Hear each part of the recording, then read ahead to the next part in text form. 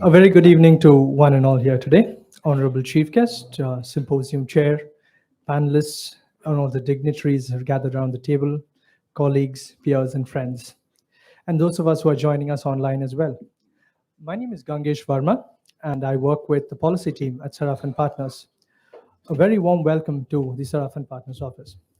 On behalf of the Society of Construction Law India and Saraf and Partners, we're delighted to host the symposium on issues arising out of construction contracts, advocacy, and evidence. It is our privilege to have you with us today. With your keen participation and insights, I'm sure we'll have a very enriching discussion. Before I invite Mr. Mohit Saraf to deliver the formal welcome address, allow me to share a brief introduction.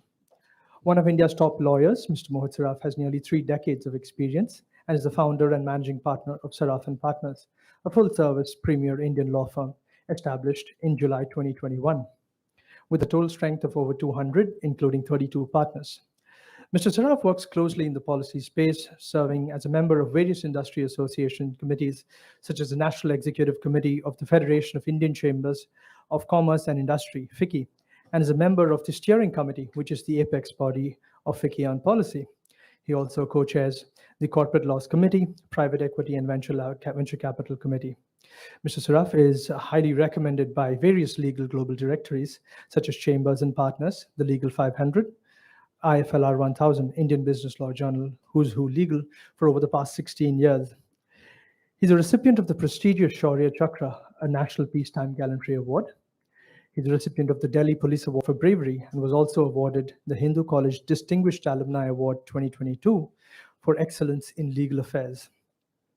His engagement with construction laws began way back in 1998, and as a pioneer in the space, he's also involved in construction-related matters across the world, not only in India, but mainland China, Bangladesh, and Sri Lanka. This passionate engagement on the subject continues over the years to this symposium today. May I please call upon Mr. Saraf to deliver the welcome address and invite the dignitaries.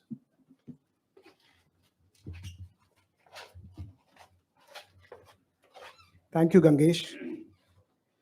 On behalf of Saraf and Partners and Society of Construction Law, it's my privilege and honor to welcome former Supreme Court Chief Justice, Justice Ramana, senior advocate and almost India's top parliamentarian, Dr. Abhishek Singhvi, my dear friend Ratan Singh, David Thomas, Julian Bailey, and a lot of my colleagues across were sitting here, Justice and Law, and Mr. Kapoor. I would say really, when we started thinking about the topic, I think what really came to my mind was that this is one of the most relevant topic, and maybe I would say under thought, and I would say a lot of time when I think about it, that this is not a topic which has been looked at it in the seriousness it deserves. We have generally believed that contractors are low-end value chain people, and therefore what they're disputing is all about money and quality, and nothing really seriousness is required. But I want to talk a little bit about why this is important from I would say from India perspective, because we have a chair of Commerce Committee of Parliament, JPC of Parliament. So therefore we have somebody on the policy side as well. So I would say as a Saraf and Partners, I think all along, we always look at the big picture. And I probably think about and talk about a little bit about the big picture for today's symposium. And I want to elaborate a little bit. If you see budget this year, the budget was presented a few months back. This was the first time in Indian history that a 10 lakh crore, and for foreigners, it means $130 billion, US billion dollars in 1 year, which was allotted by central government. Then you have to add state government and private sector. So we are talking about a huge amount of construction work. And if you look at today, why this is important, and I think sometimes it doesn't get the importance which it deserves. If you see today, and I was looking at some of the economic reports, today our per capita is $2,300, China is $12,000.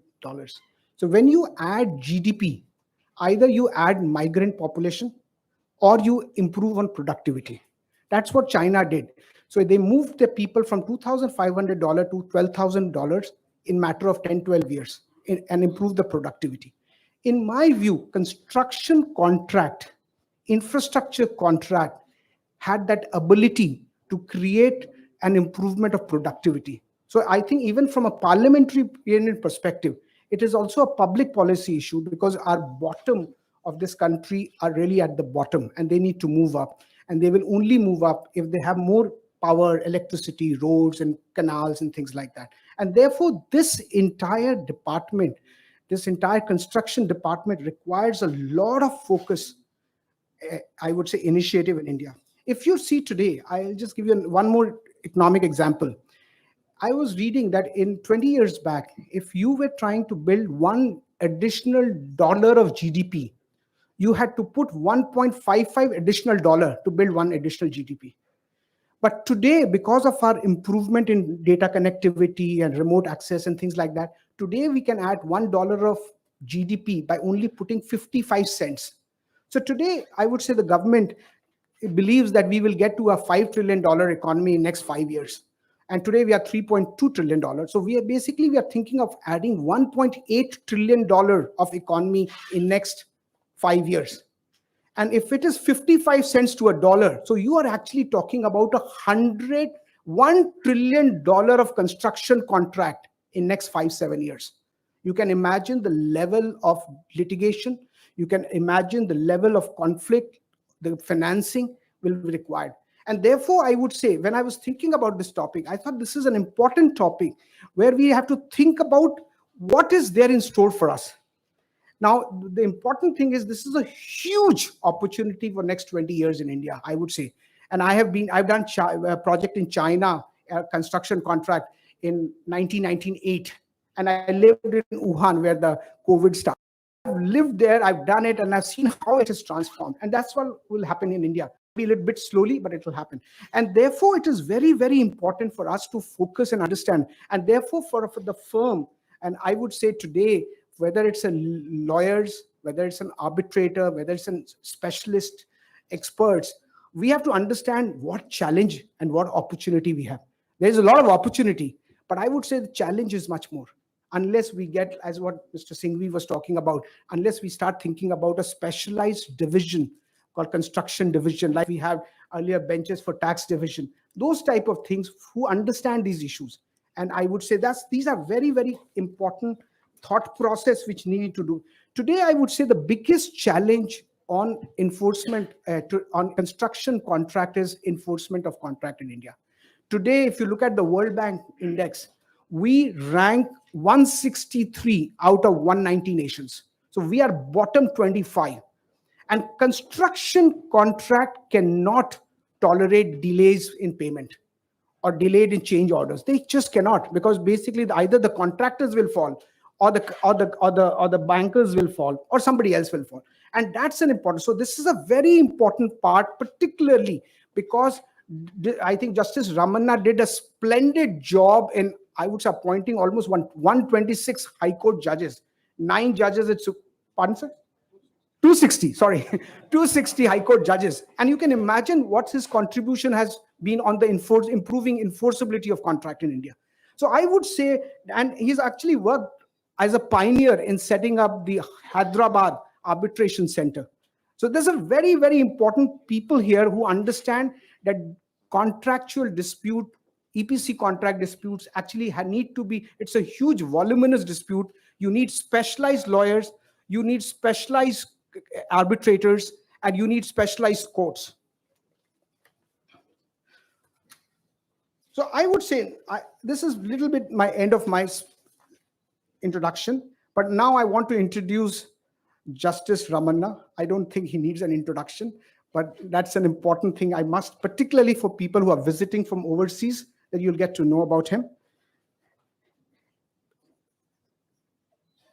Actually, the very interesting part about him is that he started his career as a journalist, then he became an advocate, then he became a judge at the Andhra Pradesh High Court, then he became the acting Chief Justice of Andhra Pradesh High Court, then he became the Chief Justice of Delhi High Court. Then he became the Supreme Court judge, and finally the 48th Chief Justice of India. And he was there, large part of it. Yes, I would say the large part, when the world went through significant disruption on account of COVID, it was Justice Ramana whose office made sure that everything performs. Court hearing was happening, and it worked very efficiently. I think it is a huge, particularly in country like us, like I am 55, and I feel totally outdated on technology. And still coming from Justice Ramana, and to make sure that all senior lawyers were working. And I think Abhishek Singhvi is far ahead on technology than any of us. But I would say that's an important thing, and that is a huge transformation which Justice Ramana has brought in. I think with his contribution, I think he's done a lot of path-breaking judgment, particularly on the administrative reform to improve transparency and accountability of public institutions, including the Supreme Court. A lot of time, people talk about improving others' accountability, not their own accountability. So I think that is something which definitely deserves a huge round of applause for Justice Ramana. I think his landmark judgment has influenced electoral democracy, cooperative federalism, fundamental right, and access to information and technology and internet. I think that was very important, particularly in light of our crisis in Jammu and Kashmir. While these contributions are substantive side of law, I did mention about the administrative side. On the administrative side, his initiatives are commendable. He ensured appointment of 9 judges in Supreme Court, including 3 women judges. So that's, and again, bringing diversity. Appointed almost 200 plus judges in High Court and tribunals. You can imagine what level of efficiency the Indian system was working, and that's the reason why we were at 163. And further, he ensured, I think what is more important is that in multiple, even when he was a Chief Justice, at multiple occasions, he went around telling that we have backlog. Please find a way to resolve your dispute through arbitration or other procedure. I think he was one of the very important pillars of that. And I think he also set up the entire huge, I would say it will be one of the top tier arbitration facility globally once it comes into fully action. I would say with this, thank you, Justice Ramana. I think thank you very much for accepting and visiting us. We look forward to your guidance, and you can speak from there, sir, or you can come here. It will be better if you can come.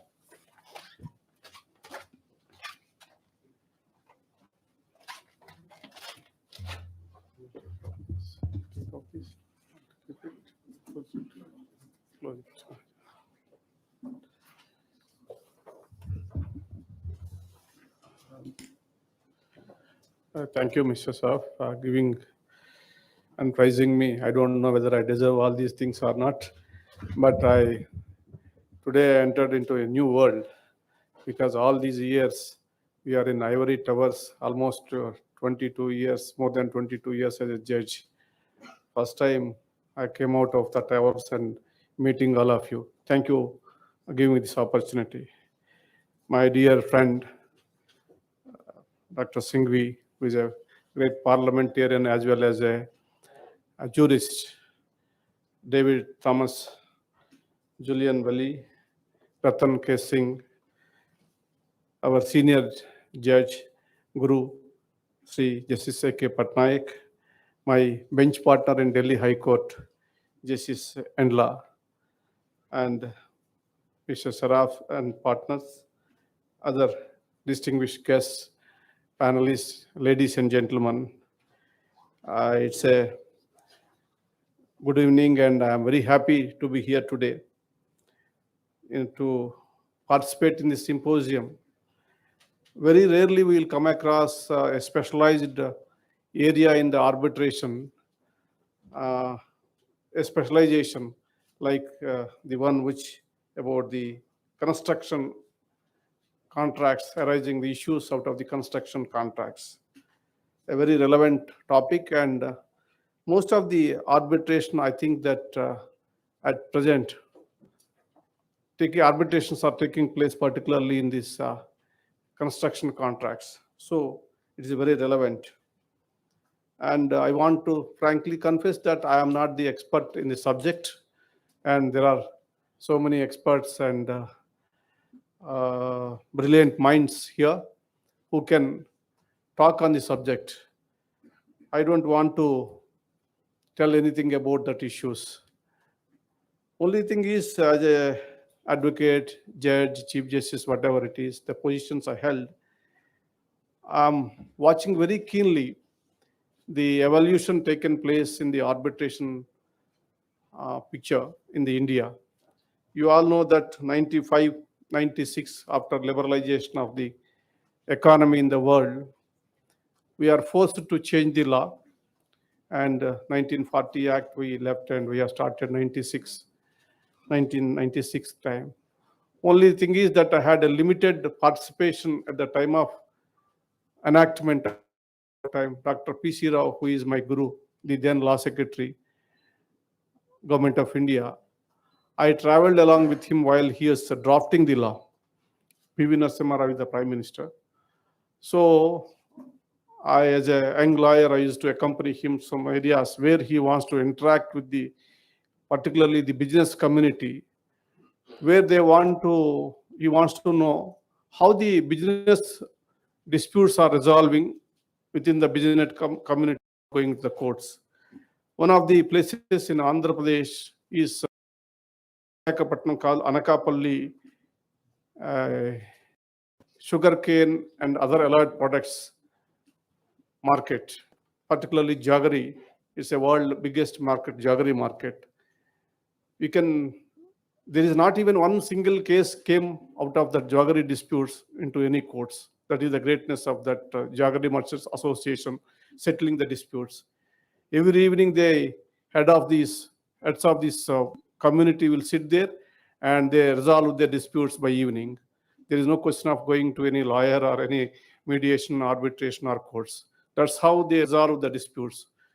And another 2-3 places like that we visited along with the law department team, and those experiences was taken into consideration while drafting the 96 Act. Subsequently, when some of the issues came before the courts, again, our old habits doesn't allow us to go further and try to go back to the old act, unfortunately. But subsequently, it was rectified. Now we are we are thinking that arbitration is the most important tool to resolve the disputes, and we have to be very progressive and must give liberal construction to the clauses and encourage the arbitration. That's how I am very happy that the courts proactively now encouraging the arbitration in the country. The new law has brought a revolutionary change in the arbitration scenario. But certain areas where there is still a need a clarification by the apex court particularly. While sitting in a case, 𝐂𝐨𝐬𝐬𝐮𝐞𝐬, I was also contributed, I was also given my separate opinion along with Justice Khanna and Murari. We have dealt with it's a simple issue of relating to Delhi, where tenancy disputes are arbitrable or not. We are deciding the question. Normally, it is arbitrable. We dealt with the provisions of section 8 and 11, and also minimize the intervention of the courts in the pre-arbitral time. And I have written a judgment, a separate judgment. I have coined a principle saying that when in doubt, refer. So that is how we upheld the spirit of the new amended law and encouraged the arbitration movement. Now, there are several arbitration centers has come up in India also. One of the arbitration center, is Delhi High Court, and similarly in Hyderabad also we established, and then Gujarat also one more is coming. The lot of improvement in the arbitration area improved infrastructure, very well-trained and talented members of the bar and arbitrators, and friendly ecosystem of judiciary, and high volume of business. These are contributing factors for growth of the arbitration. I want to highlight not on these issues. There are 4 or 5 issues which I thought relevant. I leave it to all of you to discuss and find some solutions or answers for those things. First issue is regarding this, particularly when the construction contracts interpretation or adjudicating. We need a rich pool of experts. Unfortunately, what is happening is technical experts are focusing on technical issues in the awards. Judicial member most of the time he's a presiding judge, a presiding arbitrator, he's trying to deal with legal issues. So both are not mixing well. So ultimately, because of not mixing well, it is ultimately becoming a weak award and landing up with Section 34 appeal. So finally, the burden is on the court. Under Section 34, again, the court has to start a retrial of the whole issues. Now it is the time. The presiding arbitrator must take into account whether if he is a technical member, he has to consult judicial member, as well as if he is a judicial member, technical expert. Both has to sit properly and understand the whole issue. And the award should be a sound and reasoning award. So there should not be any 34 intervention by the high courts. And these technical views and legal views need to be harmonized. That is important. In addition to that, what is happening is, my experience tells that when particularly complicated technical issues comes, whether it is in the construction contracts or within the electricity or other areas, the Supreme Court is not having that so much of support from the technical experts. In fact, at one point of time, I suggested, Justice Gogoi, the Chief Justice, we both sat in one bench, we suggested that these matters, we require a lot of experts. We can nominate one expert in the hearing at the time of hearing, so the issues can be resolved. So that is the reason why, particularly when this type of technical issues which we are hearing, there is a need for technical experts' assistance. Apart from this, the second most important aspect is the quality of the awards. I have decided one case, first time in my life I got a shock to see the award. It is a reported case in 2019, Dyna Technologies. There is hardly any reasoning given by in the award. It's only extracting the pleadings and final order. So we set aside and we have laid certain principles about how to give reasonings in the award. This is the most important thing which I can see that. Third aspect is about Section 34 and 37 scope. And now there is a tendency, unfortunately, while entertaining 34, the most of the courts are considering it is like appeal and starting with a trial type of activity, calling for the 1,000 pages of award, evidence, documents and all that, burdening the courts as well as the institution and painful time for the parties also. So the courts, while entertaining 34, they must understand the scope. Except question of law, there's nothing to go further in this matter. This is one of the areas which we have to focus and we have to highlight this. Fourth is that important, which Mr. Raff also mentioned, is the enforcement of the final award. It's a painful, and I can say that getting an award is not a difficulty, but after that the problem starts. Sometimes we have to use only as a monument in the table, that's all. It's very, very difficult. I traveled across the world as a Chief Justice and Judge. I went to Japan, Korea, Germany, America, UK, United Arab Emirates. Wherever I go, all the business people or industrialists who invested in the country, their first question is, how long your course take time? We try to convince them we mentioned that we have created commercial courts, we have created special courts and all that. In spite of that, they say that how many years it takes for you. And in addition to that, how many years it takes for implementation of the award. Unfortunately, there is a tendency, particularly in the government as well as the public sector undertakings, taking up the implementation of the award is also for years. There is no dearth of money for the government as well as the public sector undertakings particularly. When they start looking every award with suspicion. They know that even though there is no point, nobody wants to take a risk of implementing the award, and every time they suggest go for an appeal. Section 34, 37, whatever it is, again review petition. Recently, you must have seen the arbitration, which is going more than 11 years. Still, the evidence is not started. That Reliance case, the Chief Justice Court recently decided and directed to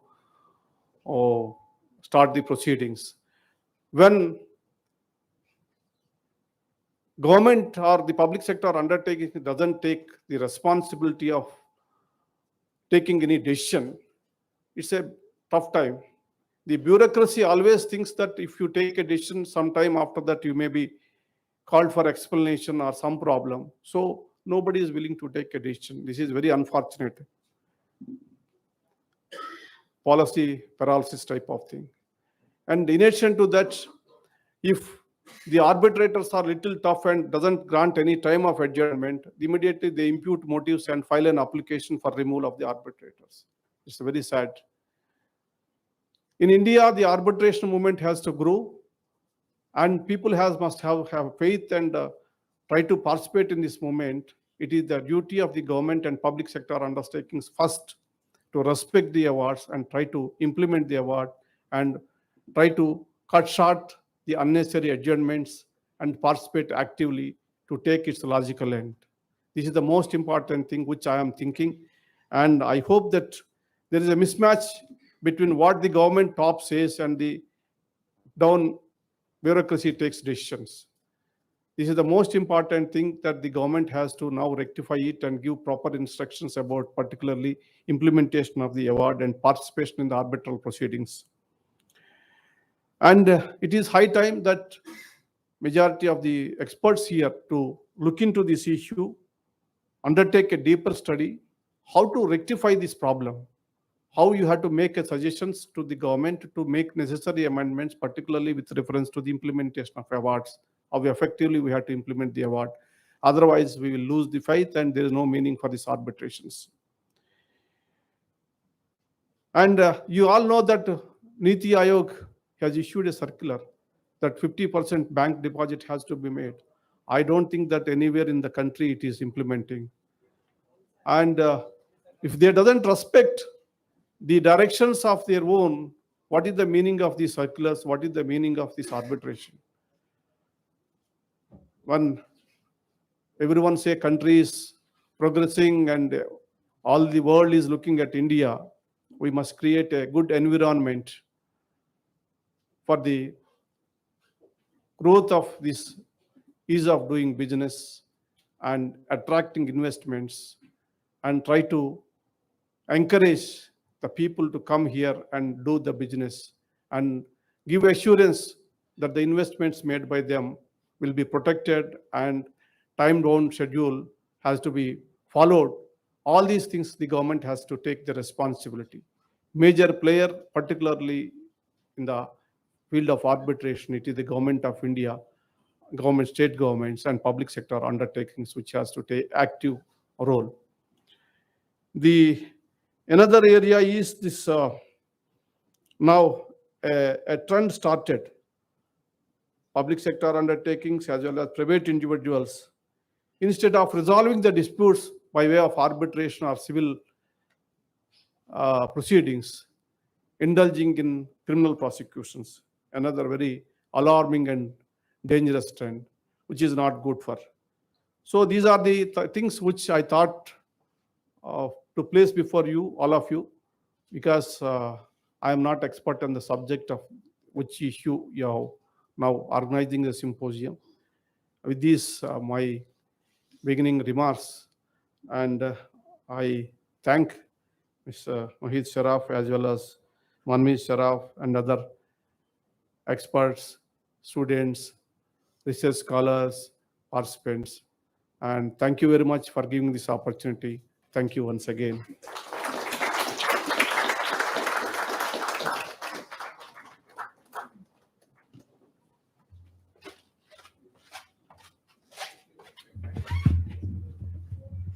Thank you, Justice Ramana.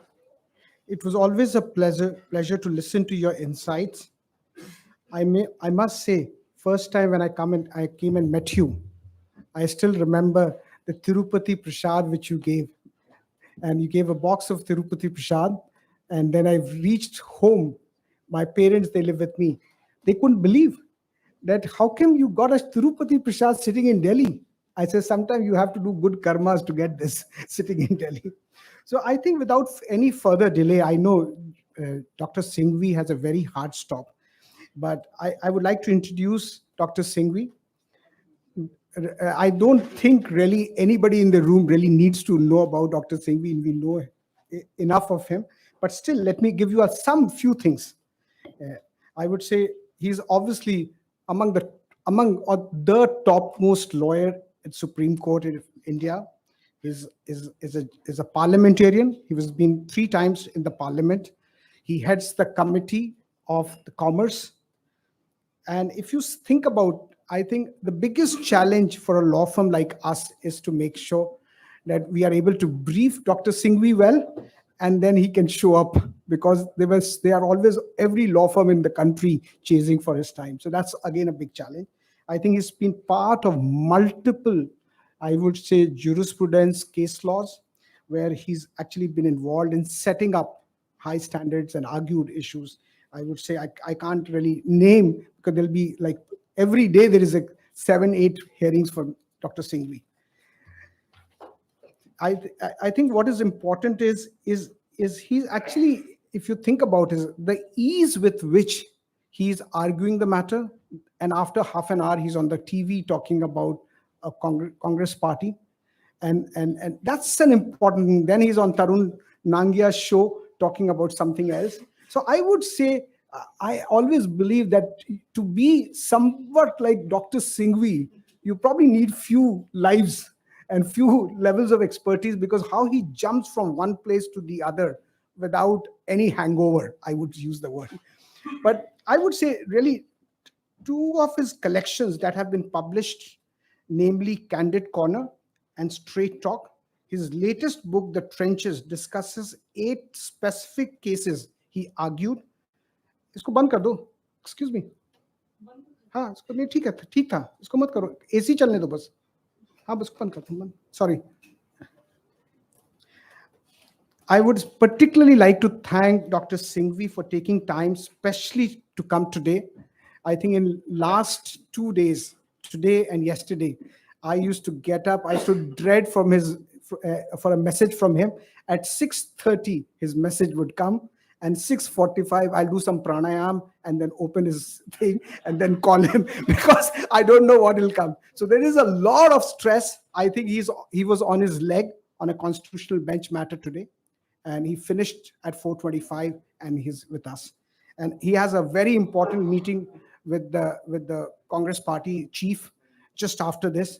So I think without wasting too much of time, I'll request Dr. Singhvi to come and talk to all of us.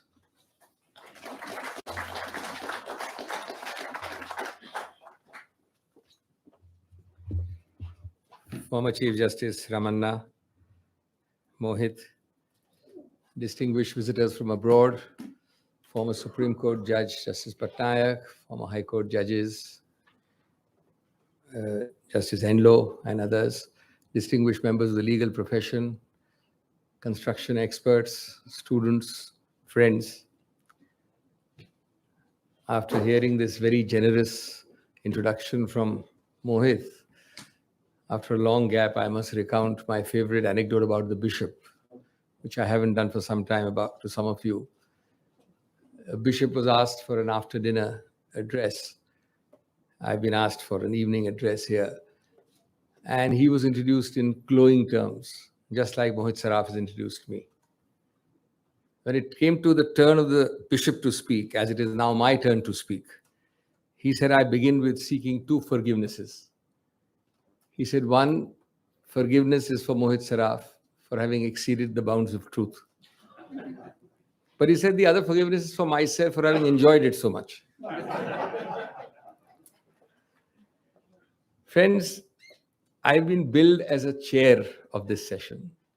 And it was very good of Mohit Saraf to bill me as a chair, because a chairman has been described nicely once as somebody who, quote, sits soberly, smiles occasionally, speaks sparingly, and walks out quietly.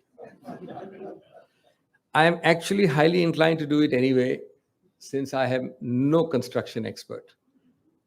But at Mohit's insistence, as they say, fools walk where angels fear to tread.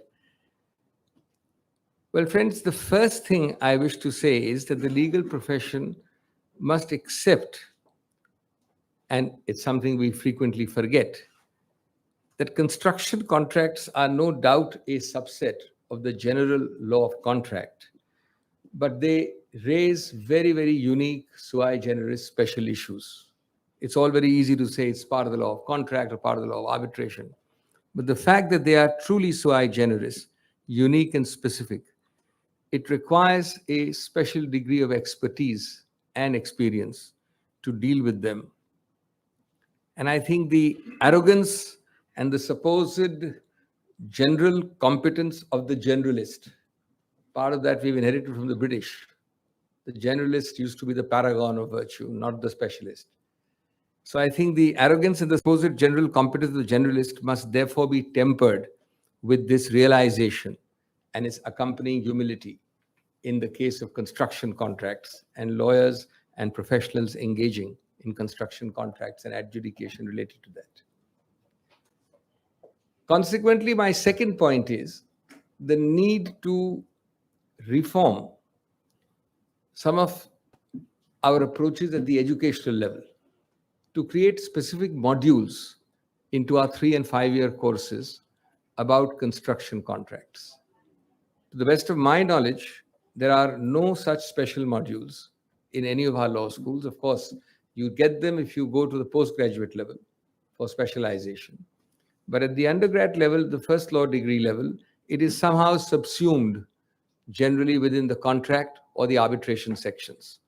Modules within semesters dealing with the intricacies of this interesting subject, I think, is the need of the hour. And it will be something which is very contextual, very useful, and very productive in the future. The third reason is that ultimately the marketplace decides all these things. Mohit mentioned the marketplace very briefly, but I was astonished when I was looking at the topic this morning, how favorable the headwinds appear to be for construction generally. And in a large sense, I think construction includes the word infrastructure. There is this huge impetus for young lawyers, young professionals, if they see the mind-boggling developments in the field of construction and infrastructure. It should look to be the rosy future for both litigation, law, and for the construction industry itself. Trillions of dollars are being budgeted across the world for this industry in the name of infrastructure. And two big recent examples, one Mohit has mentioned, 2 weeks ago, a 10 lakh crore allocation for infrastructure in India. But Joseph Biden's $2 trillion USD infrastructure push was prior to that. Green deals, carbon footprint elimination, compliance with international treaty obligations, and ramping up construction industry like never before is happening all the way from European community to India, across the globe. CO2 neutral buildings are part of initiatives. I was intrigued to read the other day, one of the initiatives is a new urban development law in Japan for renewal of urban infrastructure by demolition of old buildings. Transport and logistical innovations are involving hitherto untried initiatives, like the building of a new island in Copenhagen Harbour to be serviced by tunnel, bridge, and metro access, involving humongous infrastructure investment. Switzerland's new cargo project involves a complete underground system for flexible transport of small component goods through a web of tunnels. And of course, the other new buzzword here, the buzzword is prefab. In Netherlands, this prefab buzzword means that you can set up a house in one day. I've actually been told about how it is done by a Dutch person. But imagine the huge speeding up of projects, the elimination of noise on the site, and the elimination of huge environmental adverse effects. No wonder Winston Churchill, of course, was prophetic, because now this was happening during his time. But he did say, he said, we shape our buildings and thereafter they shape us. Into this brave, new, exciting world, what does the lawyer do when he enters? Or the experienced or the less experienced arbitrator, or the mid-level enter, or the professional, or the witness, or the expert? Well, first and foremost, I think he needs to study and build skills which deliver with precision and comprehensiveness for the specialities of the special area of construction contracts, beyond merely, as I said, the law of contract and arbitration. Delays in construction contract require very special drafting. Anticipation of a totally different kind. The most difficult, of course, is to provide specifically, properly, and in an anticipated manner for allocation of risk. Something far easier in other contracts than in construction contracts. Recovery of, or indeed the quantification and then the recovery of direct and indirect losses. Both these words have very different meanings in construction contracts as opposed to ordinary contracts. And of course, insurance covers, responsibility for design decisions, applicable engineering codes and standards, and special conditions or preconditions to arbitration, negotiation periods, cooling off periods, adjudication mechanism, etc. They're all, of course, part of the generic set of general principles which we as lawyers learn. But there's a huge amount of minutiae, a huge amount of specialization, and a huge amount of development in the nitty-gritty, which I think certainly the Indian legal education ecosystem has not yet absorbed. And I would imagine a large number of common law systems have also not quite absorbed. The second aspect is to have also a comprehensive pre-litigation assessment of the entire evidence by lawyers. This assessment in the case of construction contracts is very different and may not even be needed in normal, ordinary contracts. And that is the reason for that is, of course, the very complex, voluminous, in fact, I would call humongous documentation of typically large construction disputes. Truly, the word humongous is made for construction contracts. And you can imagine the different kind of assertive case management it requires. If you were to do a lax or a casual or even a normal approach to case management, I don't think a properly sized construction contract case can be handled, at least not cost effectively. Then you have these nice technical terms which I've learned just for Mohit. Redfern schedules on discovery of documents. The fact that all information pertaining to disclosure requests is contained in one comprehensive document, along with reasons for acceptance or denial. Because without that, you will end up just 2-3 years down the line only doing documentation and discovery and admission denials. And then, of course, I was very intrigued to learn that Delhi High Court is far ahead than I thought, and possibly Justice Enloe will know more about this, that hot tubbing, I'm surprised that the construction lawyers have not used jacuzzis. They use the word hot tubbing. Is there already in the Delhi High Court rules. For those of you who are not looking at this, the idea that you have two opposing experts doing evidence together with questions and cross-questions by the arbitrator or the judge. That's hot tubbing for you, like being put together in a common tub. But Delhi High Court rules, very happy to note that, have been amended to include hot tubbing. And while I believe that you have to proceed very carefully and slowly and with calibrated discretion to use these things generally in civil matters, the jury is still out as to whether you need it in civil matters to the same extent. I certainly believe that for construction contracts, this is a very good idea, given the voluminous and humongous size. And I believe that Delhi High Court really must have intended it for that category of contracts. Experts, of course, are vital to all this. But I've started becoming a little skeptical of experts. Ultimately, I think the hands-on arbitrator or judge is vital, because there he must exercise the common sense and the generalist intuition, because sometimes experts substitute common sense with uncommon nonsense. And that can lead you in very deviant directions. So experts are there to stay, but I think you need a very hands-on, competent, presiding person to control the experts. Otherwise, unfortunately, they are party influenced, if I may use words of studied moderation. They may be more than party influenced.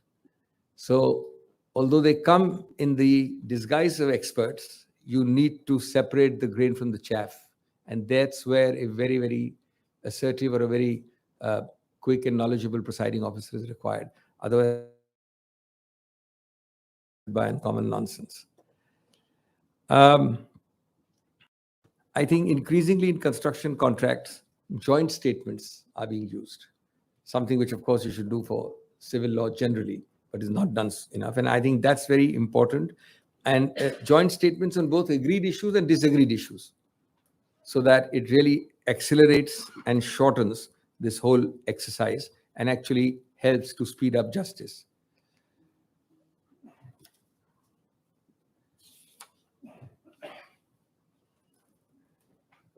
With COVID, of course, you have virtual facilities. And I think a lot of people are rightly using virtual facilities, except for especially for the initial procedural hearings. And that is very good. And I think it should be encouraged across. Although one finds a certain resistance in various high courts and within high courts to the virtual hearing, on which the Chief Justice commented just yesterday. But for construction contracts in particular, I think the sheer voluminous, humongous size of the issue needs, at the crucial stages, physical hearings. As a matter of fact, I believe that some of the provisions of the New York Convention or the Indian Act can be invoked to suggest denial of natural justice if people try to do big, proper construction contracts by virtual hearing. So there again, people have to be wary that you do what is most amenable to virtual hearing, procedural, case management, etc. But for the real hearings, and I would believe for the evidence as well, physicality is probably necessary. It may not be necessary to the same degree in other kinds of arbitrations, in non-construction contracts. I throw something for the judges of the future. Our generation is past, and so has Justice Ramana's time on the bench. But this creature of contract issue, especially in construction contracts, more often than not, a public sector or a public element is involved on the other side.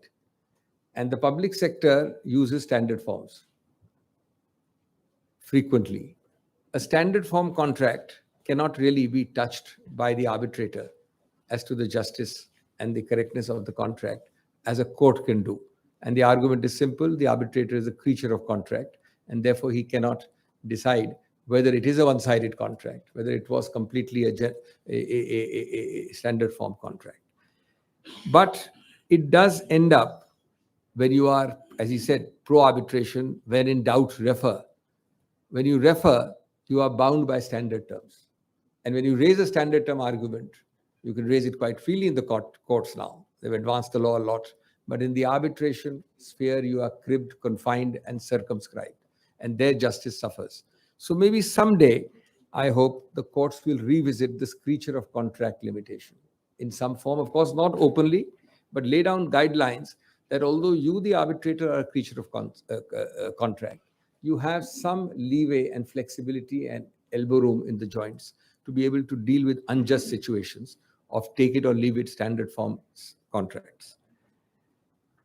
Well, friends, of course, the bane of all arbitrations in India is also the bane of construction contract arbitrations, and that is excessive court interference. Ultimately, I feel I'm amused by examples of Singapore, of Hong Kong, where there is a great homogeneity of population, homogeneity of culture, homogeneity of training, homogeneity of the entire system. India's very diversity, I think, makes that discipline impossible. How a district judge in Guwahati looks at an award is radically different from how a district judge from Kerala looks at it, or how a high court judge in Delhi looks at it, or how a commercial judge in Bombay looks at it. And ultimately, adjudication, litigation is a human exercise. So I think all the sermons we give, all the lectures we can give will not control court interference unless there are repeated sensitization and training programs generating that homogeneity so that judges start thinking similarly. Because quite frankly, you have these doctrines operating well in most cases, for example, in Delhi and Mumbai, but they may not operate so well in other parts of India. But all these courts have equal jurisdiction. So I think that is the area where you need to sensitize adjudicators from the district judge upwards to the Supreme Court, not so much the Supreme Court, not so much the commercial high courts, but other high courts, as to the common approach. Of course, I find it supremely ironical that, as they say in French, de la change plus la change. The more things change, the more they look the same. We have now come full circle to error apparent by statutory enactment. The whole purpose of creating the 1996 Act was to get rid of this ghost of the past, 200 years old English ghost called error apparent. Well, now the statute allows you in certain cases, not in every case, in fact, obliges you to look at error apparent. Now, when you have error apparent, it's all the more important to have this homogeneity and sensitization. Otherwise, you will never have the Royal Privy Council saying that the woes of a decree holder in India start after he gets the decree. So the woes of an arbitration award holder in India starts after he gets the award, if at all he gets the award. And that, I think, is important. Well, friends, thank you very much for bearing with me.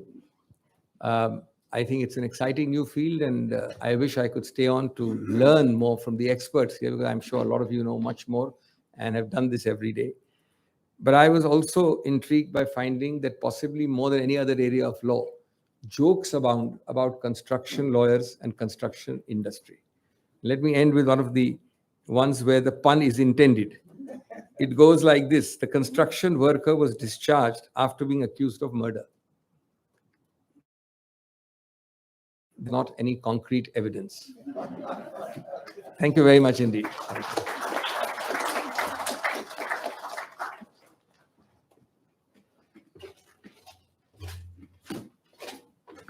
So I think now you all understand what Dr. Singhvi is all about.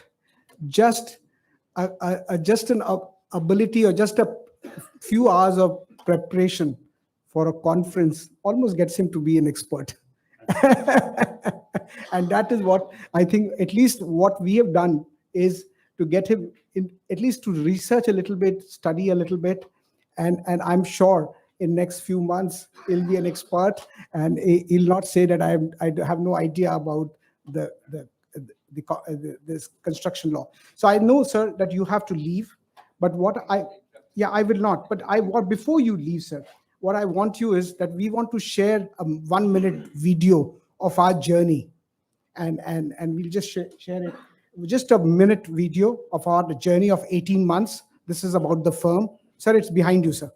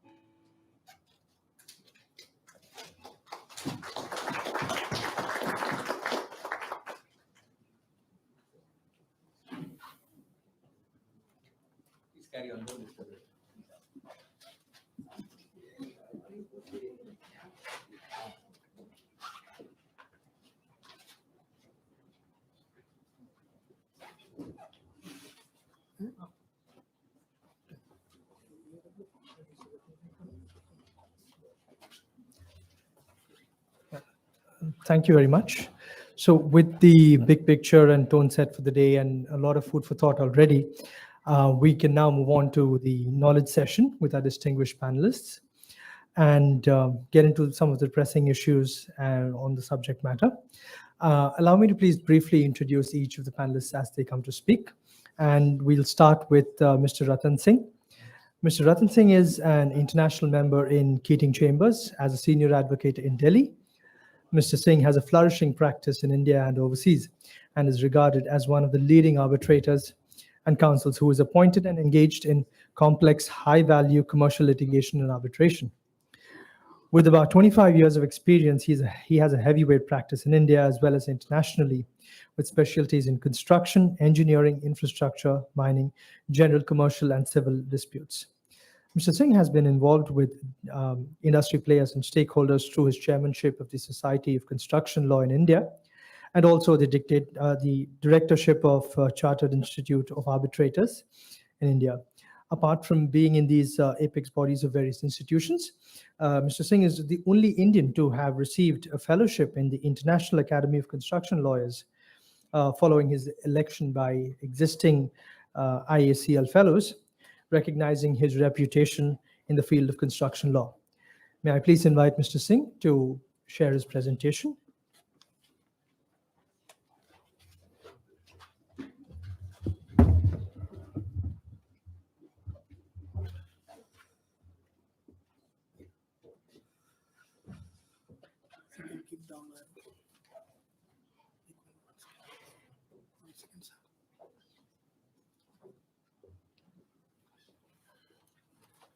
My Lord Justice, my Lord Justice Ramana, my Lord Justice Patnaik, my Lord Justice Enlaw, Mr. Kapoor, Mr. Pramod Dubey, Senior Advocate, Doug Jones, Mr. David Thomas, Mr. Julian Bailey, Office Bearers of Society of Construction Law, Mr. Rajiv Dwivedi, Mona Purduke, Raghav Mudgal, Mr. Tapesh Singh. I see so many known faces here. Yesterday, I was in Hyderabad, and I was engaged by HMDA, Hyderabad Growth Corridor Limited, which is the joint venture of HGCL, to challenge a Part 1 International Commercial Award, which is a construction award running into hundreds of crores, which has been granted in favor of a foreign contractor. It is around 320 pages award. And I cited Millard's Justice Ramana judgment, Diana, to say this is 321 pages unreasoned award. The contractor has been awarded hundreds of crores as prolongation claim. And only thing which this award does not deal with is who caused the delay and how delay was to be apportioned.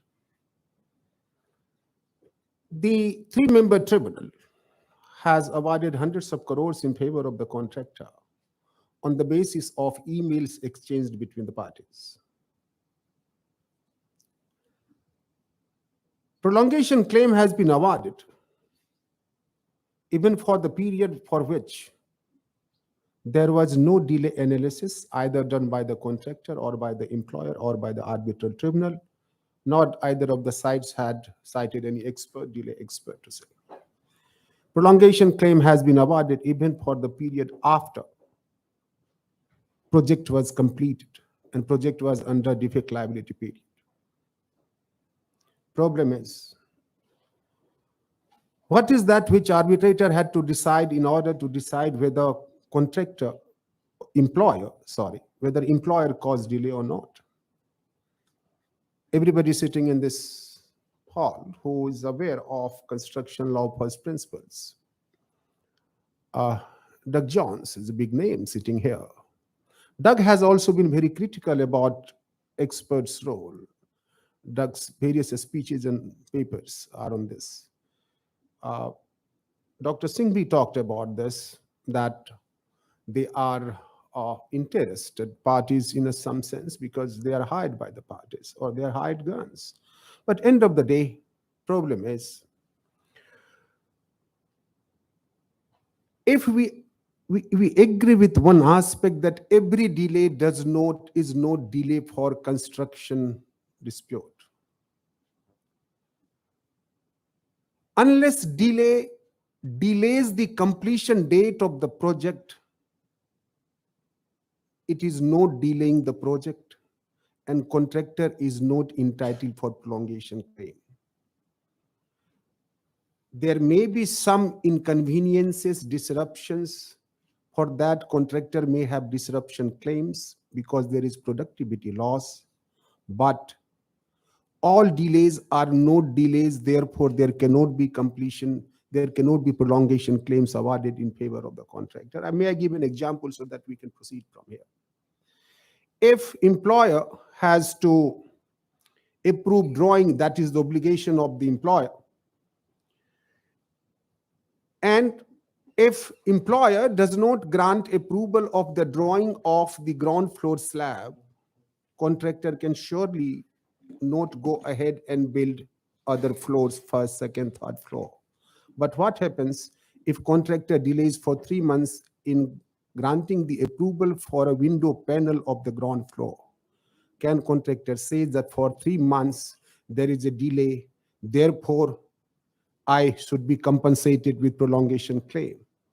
Contractor could have very well went ahead with this whole building. Yes, this non-critical delay for not granting approval for the window panel of the ground floor could have become a critical delay if he would have completed the whole building, and without this window panel itself, he was not in a position to hand it over to the employer. In the matter which I was arguing yesterday, contractor says there was a temple on the service road of the expressway Hyderabad Outer Ring Road. They say for this disruption remained there for months together. Therefore, you grant me EOT, extension of time. You did not do it.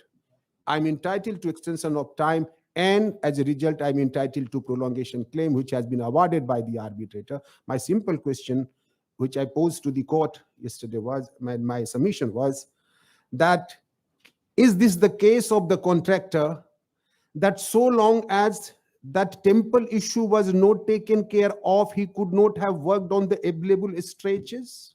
It was just on the side road. Question therefore is, wherever prolongation claims, delay-related claims comes, the first requirement is that delay should be critical delay. Delay should be on critical path, and therefore identification of the critical delay is the key. Unless that happens, there is no reason to award. And that is my respectful submission was, contractor comes, he will ask for extension of time on many grounds. There was approval. Now question is whether, if approval was not given for a particular, let us talk about ROW, which NHI contracts, everybody knows about it. Now, if it is a 10-kilometer stretch on which work had to happen, if there in between there is a 500-meter gap where land acquisition issue is hanging now, and that has taken 1 year of time, can contractors say, just because 500-meter was not given, therefore I could not have worked on this entire 10-kilometer stretch, and therefore you should give me 1 year extension of time, and therefore I should be entitled to extension, the prolongation claim, that it is a case of idling of main plant machinery? Answer to this is simple, no. Yes, if he had completed the whole stretch, it is a linear project. If he would have completed the whole stretch, and even thereafter this 500-meter, the patch was still not handed over to him, he could have raised this claim.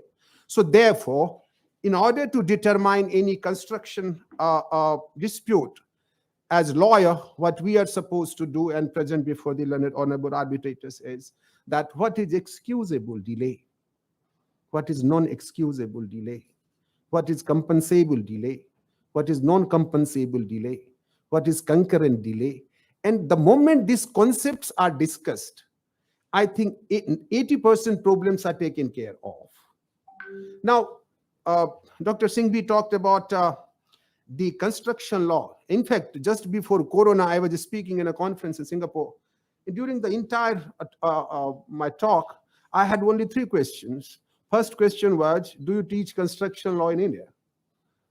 In law colleges or engineering colleges? Second question was, do you have a specialized court like technology and construction court we have in TCC in London? Or third question was, do you have construction legislations like Housing Grant Acts, or in Malaysia, CPAR, or all these security of payment legislations, we call it in SOT?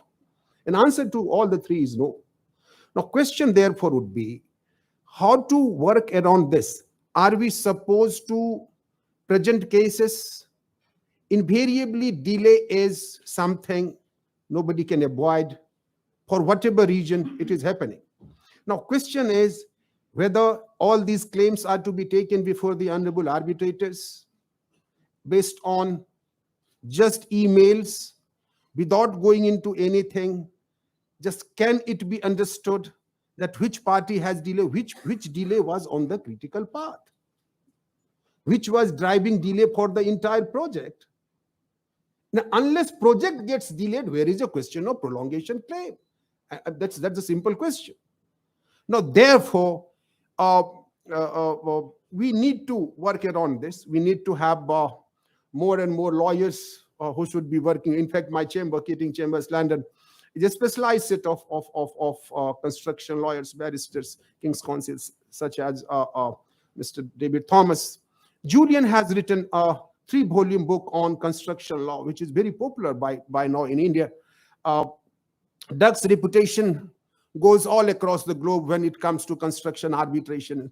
So we have to talk about this subject. As Dr. Singhvi said, this is one subject we should talk about. And I'll tell you, the history of construction law goes back to Hammurabi Code. And that is what I'll just see. And before that, this is history. So this is history of construction. 6000 BC, in Bronze Age, mud bricks were utilized. That is the history of construction. Mesopotamian age, 3000 BC, development of fire brick technology started. 2500 BC, cut stone construction started. Europe and China started using iron in 1400 to 1800 BC.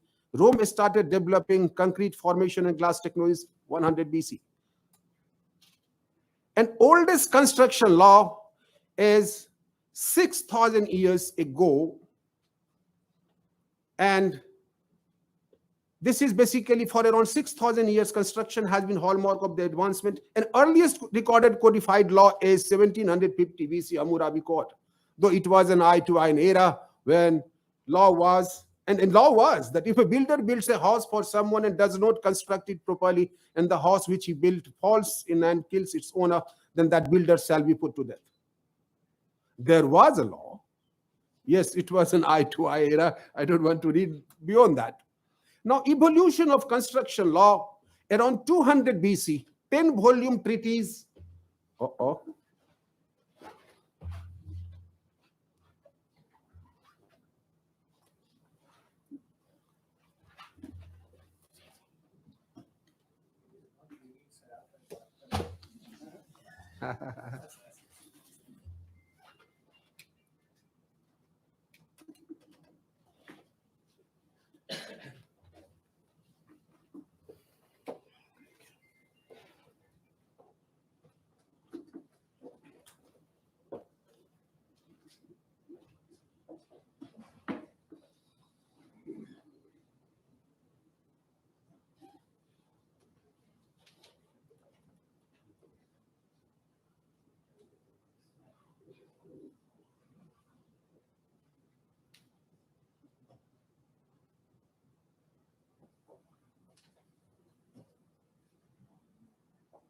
Should I continue otherwise? No, one second.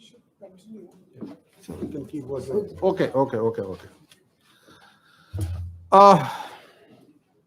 Around 200 BC, 10-volume treatise of Marcus Polio, renowned Roman chief architect, was written. 10-volume treatise.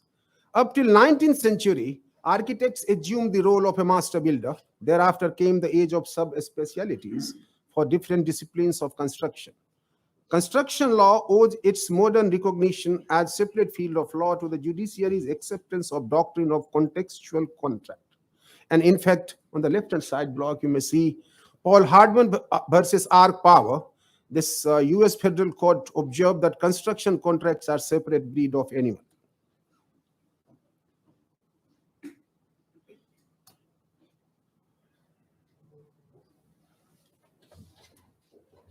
There's something wrong here. This is not moving.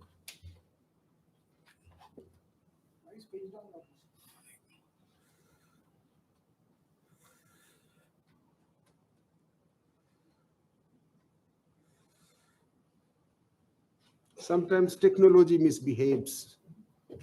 Most time it misbehaves to me. You want which one? No, go back. One more. So this is the key? Okay. This one. Yeah, I want to go beyond that. As Dr. Singhvi also said, that construction law is not only law of contract. It is in fact, Philip Brunner from US, who has written treatise on construction law, which runs into 13 volumes. He has written a fantastic paper on how construction law is different from law of contract. And in fact, his old friend and great admirer of him. So some academicians incorrectly view construction law as advanced contract law. Even well-drafted contracts are rarely complete in all respects. May I take a pause here? Dr. Singhvi talked about need of changes in or need to have some intervention, legislative or courts intervention, to see these standard forms of contract, which according to Dr. Singhvi are generally one-sided, and therefore it leads to injustice. May I say this? Standard forms of contract globally are made in such a manner that risks are properly allocated, interest of all stakeholders are taken properly, and the moment risks are properly allocated, it is a balanced contract. What has happened is, like FedEx form of contract, JCT, NEC, whatever, all it's called. Difficulty what we have observed in India is, now employers say we are using standard forms of contracts, sir. They say I'm using rate book, but their project managers, while sitting in office in order to appease their bosses, will make so many changes in the forms that only cover remains red, rest everything gets changed. This is where problem lies. Now, therefore, if public sectors have to use the standard forms of contract, it should be proper standard forms of contract where risks are properly allocated. It is not one-sided. Once I was briefed for a public sector, I told the CMD, if you will have contracts like this, where risks are not properly allocated, the day you sign these contracts, you are inviting disputes. No contractor is there to work for free and for losses. So that is what is important. So construction contracts, as I said, must be, this third one, construction contract must be construed in transactional context because they address host of complex issues unique to construction industry. It is not only advanced contract law, and there are various peculiarities to the subject. These are very fact-heavy, and I must say that one construction arbitration is equivalent to almost 10 commercial arbitration where you have one or two issues. These are fact-heavy, documents-heavy, lakhs and lakhs of documents are to be dealt with. Now, and it has got its own uniqueness in terms of jurisprudence of construction law. Now, no, the concepts like substantial performance for any EPC contract, Julian has written about it even, substantial completion has its own consequences when it comes to EPC contract. Economic waste In fact, Philip Brunner has written in his treatise on economic West, and when I had used once on behalf of ABB against state of Uttar Pradesh, there almost 800 villages were to be electrified. Grouting was to be done of all the poles up to 48 inches. Contractor, instead of doing this grouting for 48 inches, they did it for 42 inches. Now, employer said that they terminated the contract, they invoked the bank guarantee. They said, uproot all these poles in all 800 villages and do the re-grouting. Now, they say, therefore, not only you're not entitled to be paid anything, rather, you have to pay us huge amount of money. This is where I had talked about this doctrine of avoidance of public waste. Question here is, and this gets applied in construction industry across. So what I said is, if these 42 inches of grouting of pole can withstand the strength of the cable, load of the cable, it is just that I have not made the exact specification for that. If I have saved something, I can pay you back. But it does not go well to argue that I uproot everything. Otherwise, if I had to do a particular shade of yellow on the wall, if that shadow is slightly different, or suppose I had to do 6.5 into 6 baggages of sand and 1 baggage of cement, if it was slightly altered and whole building is erected, can employer come and say, it is not meeting the exact specification, therefore I'll demolish the building, you have to redo this.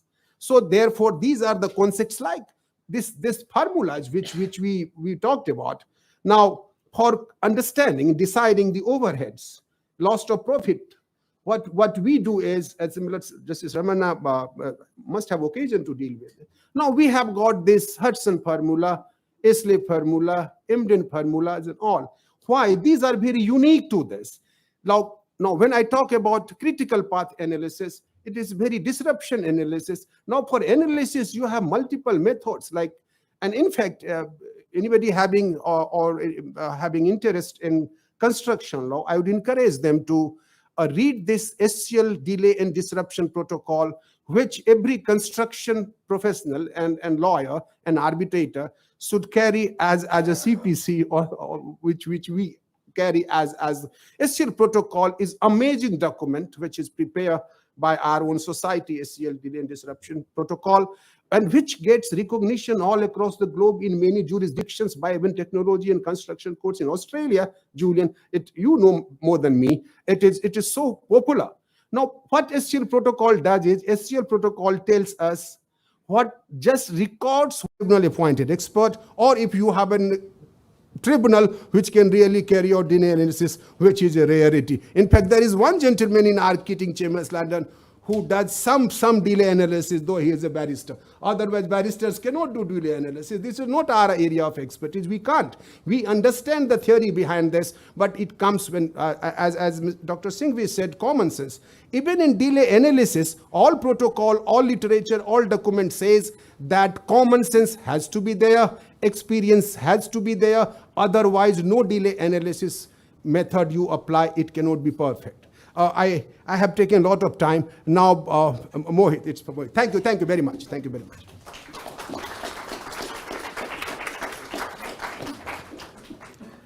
Thank you, Mr. Singh. I understand we are all eager to hear Mr. Julian Bailey, but allow me a minute to briefly introduce him. Mr. Julian Bailey is a partner in the Global Disputes Practice team at Jones Day. Mr. Bailey advises clients on international construction and infrastructure projects across a variety of industries, including transportation. Thank you, sir.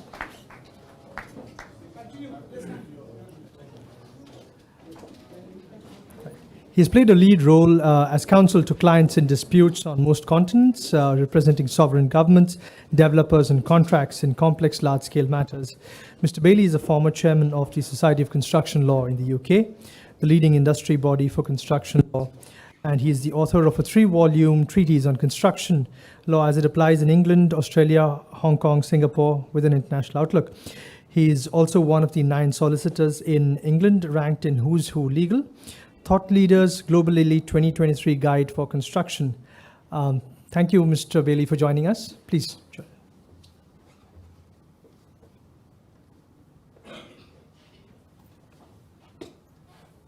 All right, thank you very much. Thanks for the very warm welcome. It's wonderful to be here in Delhi. This is my second visit, and we've heard some very thoughtful speeches and very positive speeches from Chief Justice Ramana and Dr. Singhvi, of course. I just want to start by, first of all, going to my slides to make sure it all works. It does. I want to start by taking up a comment that was made by Mr. Saraf during his very warm welcome. And of course, he was speaking about India and all the positive things that are happening in India and the importance of infrastructure in relation to the further development of India, because it is so important.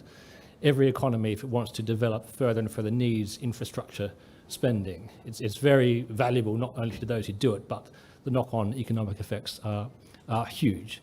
So this is something that's very worthwhile for any country, and it's so pleasing to see that India is making such a solid investment for the future in its infrastructure. And of course, we were reading today about other things that are happening in India, such as investment in airplanes. I think the largest, or one of the largest orders ever placed for Boeings and other aircraft has been made today. That's amazing. So things are looking up for India, and I wish India all the very best, save in one respect. And I'm pleased to say I'm joined here by a fellow Australian, Professor Jones, because I'll probably need some moral support for what I'm about to say. As some of you will be aware, there are some other Australians in Delhi, or who will soon be in Delhi, who haven't had much success here so far in the cricket, and we can only hope for them great success in what's to come. Now, to go to something far less interesting than cricket, which is delay in construction. When we think of construction projects, we shouldn't always think of them being delayed and disrupted. If we have an illustration from this particular slide, which tells a certain story, perhaps an alarming story in a way, the headline is Chinese construction firm erects 57-story skyscraper in 19 days. And if you click on the thing there, you can see it being built. Now that must be a record of sorts. You might wonder what the quality of the building was like once it was finished, but in terms of getting to the top, that's quite an achievement. But that's not always how things go, of course, because at the other end of the spectrum, things can move at a more glacial pace. Some of you will know this particular building. It's a church in Barcelona, the Church of the Holy Family. They broke ground in 1882, we're told, and practical completion for this particular church is due. The latest forecast is 2026, but don't hold your breath about that. So there's an illustration of how things can take a more leisurely pace when it comes to construction. What's the general picture, though? We can take these two extremes. I've got an illustration here, which comes from an architect from a UK publication, which was published a few years ago.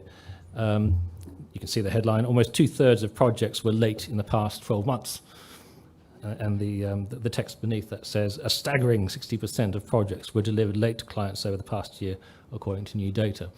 Now, maybe that's not the most precise survey, but it could also be emblematic, and maybe it resonates here in India. I don't know when it comes to the time in which we finish late. That's true, and maybe that's unavoidable.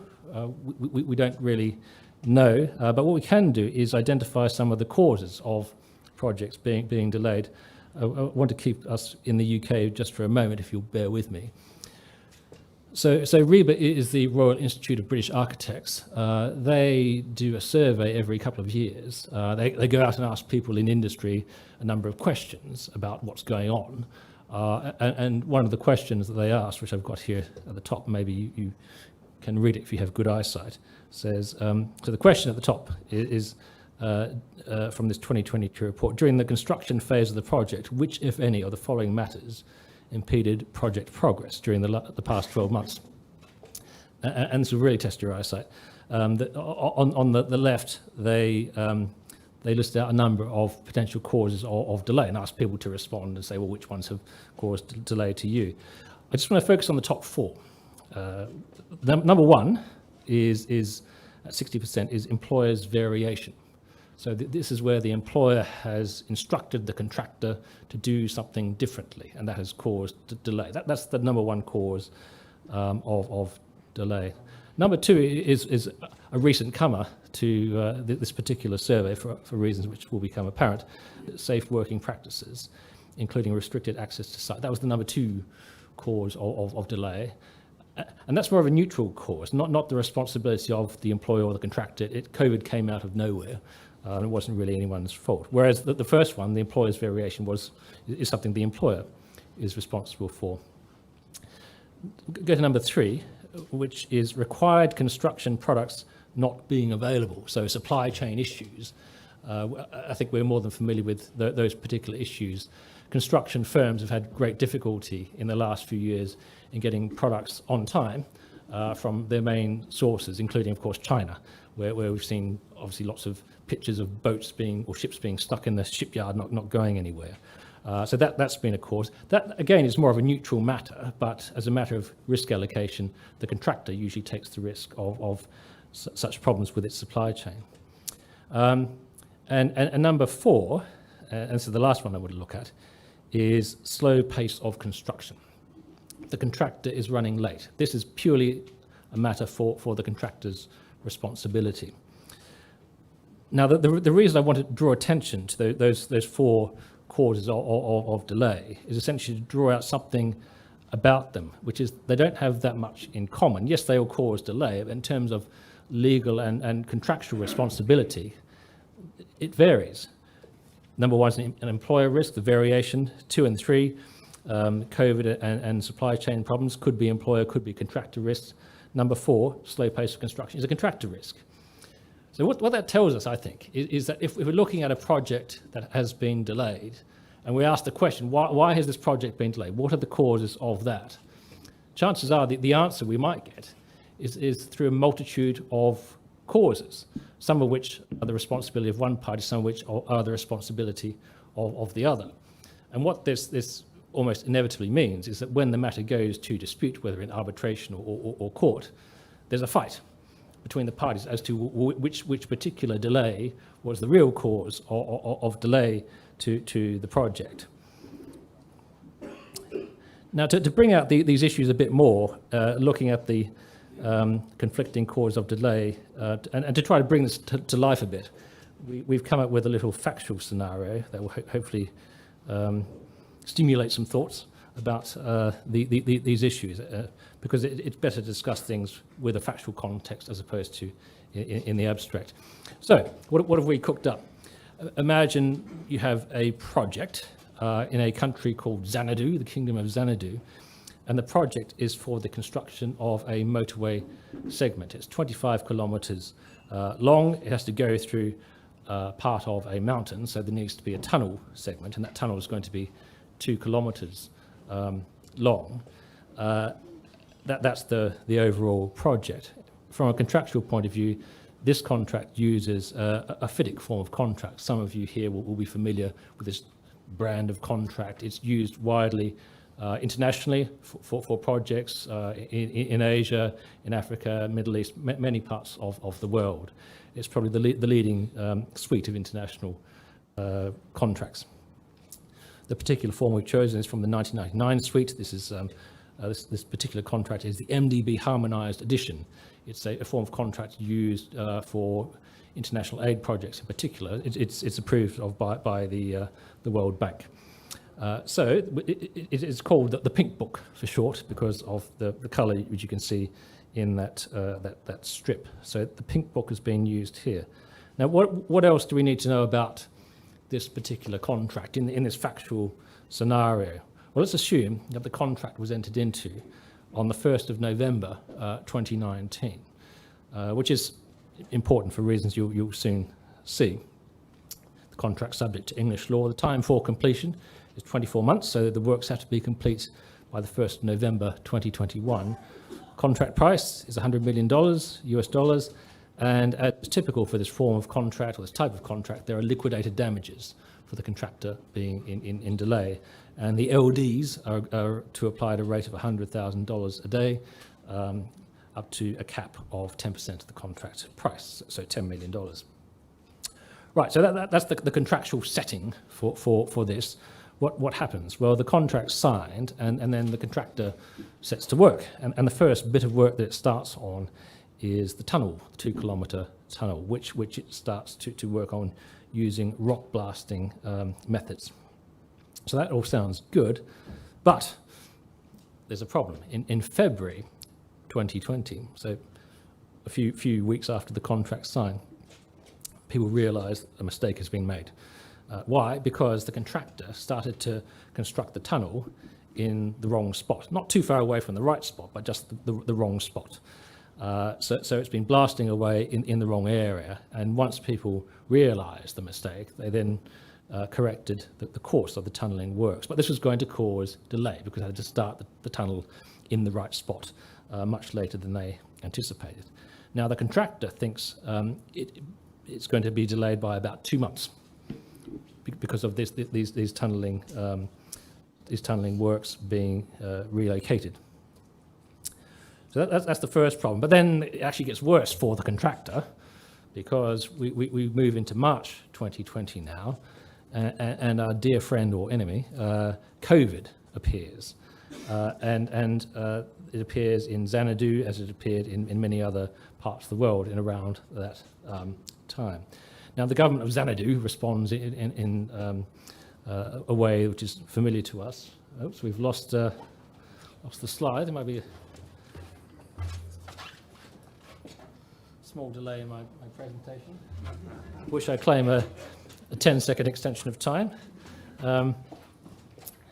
So the government of Xanadu passes laws relating to code, and these laws have the effect of requiring people to engage in social distancing, both in workplaces and elsewhere. It restricts the travel of people, and it also restricts the movement of goods. So it's going to have an impact on this project. Moreover, the government of Xanadu orders that construction sites be shut for a period until the COVID situation is brought under control. But then in early May 2020, the government of Xanadu says, okay, you can reopen your construction site, but you have to engage in social distancing, etc. So this is going to have an impact too on the contractor's works. And the contractor estimates that it will be delayed by about 3 months in completing all of its works. And of course, this delay affects the entire project. So all 25 kilometres of the project will be affected by the COVID issue. Now, what does the contractor do? It claims an extension of time for completion of the works, a 3-month extension of time. That's its estimate for the impact of COVID, which may or may not be fair enough. However, the engineer at the time rejects the claim. It says, no, you're not entitled to an extension of time. You're in delay because you messed up the tunnelling works. So I'm not going to grant you an EOT. So that's not particularly good for the contractor. So what happens next? Well, the project goes forward. It proceeds to completion. And it completes on the 1st of January 2022, which is 2 months late. You remember the completion date was 1 November 2021. So the contractors run 2 months late if the contract date for completion is unadjusted. The employer's position is very simple. It says, well, you, the contractor, have overshot the completion date by 2 months. I am entitled to claim liquidated damages from you for a period of 61 days at $100,000 a day. That's $6.1 million that you owe me as liquidated damages. The contractor, for its part, disputes this and says, no, that's not right. I was delayed primarily by COVID, and I claimed an EOT, and the EOT was wrongfully rejected by you. So you're not entitled to claim liquidated damages from me. So the question then becomes, well, how is this to be addressed? And in order to answer that question, we need to look at the provisions of the contract. We need to understand the legal analysis of the relevant parts of the contract. The first question becomes, who takes the risk of delay in relation to these particular matters? And the answer that English law takes to these issues generally. There's no common law on this, other than this cardinal principle, which is that of freedom of contract, something that our friend George Michael was singing about for ages, or so I believe. This is the idea that if competent people sign a contract and they've open eyes, they will be bound by those terms, and the court will or an arbitral tribunal will apply those terms and not seek to get around them somehow, even in the case of standard forms of contract. That's the idea. We've got to look at the contract and what it says, which means we need to look at the relevant provisions of the contract concerning extensions of time. In this FIDIC form, I've got some text there from subclause 8.4, which we can look at in short order. It starts by saying that the contractor shall be entitled, subject to giving notice, to an extension of the time for completion, if and to the extent that completion is or will be delayed by any of the following causes. So the contractor shall be entitled to an EOT if it's delayed by any one of the following causes. And then we have a little shopping list of things that may entitle the contractor to claim an extension of time. And this is a fairly typical sort of a list for a contract of this nature. Subclause A is a variation. So the employer instructs something different. And if that causes delay, the contractor can claim an extension of time. B is essentially a cross-reference to other provisions of the contract. C is exceptionally adverse climatic conditions, which is an open-textured sort of a context. It rained a lot, the works couldn't proceed. Is that exceptionally climatic conditions? Well, if you're building in a desert environment, it probably is, but not if you're in the tropics. So that's quite an interesting idea there. But let's get to the most relevant one for our purposes, which is D. And this refers to unforeseeable shortages in the availability of personnel or goods caused by epidemic or governmental actions. That's quite relevant in relation to the contractor's claim for an EOT due to COVID. Why? Well, because personnel weren't available, they couldn't go to work, they couldn't go to the construction site was closed for a period of time. And there was a knock-on effect in relation to goods being available. What was the cause of this? Epidemic, COVID itself, and also governmental actions. The government of Xanadu passed laws requiring sites to be shut and imposing social distancing restrictions on the contractor. So that's the basics. Those are the basics of the contractor's EOT entitlement. So it is to claim an extension of time if one of these events occurs, and this has happened here. What then happens? How is the EOT to be dealt with? Well, again, we have to look at what the contract says about this, and in the FIDIC form, it's actually quite vague. And again, this is not atypical by any means in relation to construction and engineering contracts. So the first part of this particular clause, which is subclause 3.5, it puts the engineer, so the person administering in the contract, in the position where he or she has to address the EOT claim.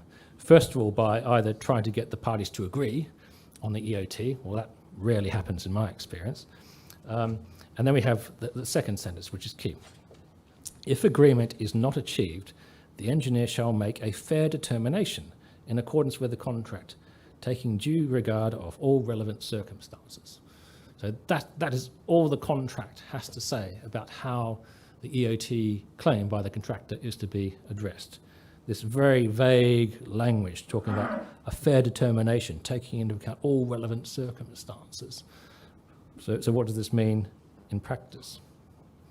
Well, starting from what the engineer needs to do, the engineer needs to make a fair determination.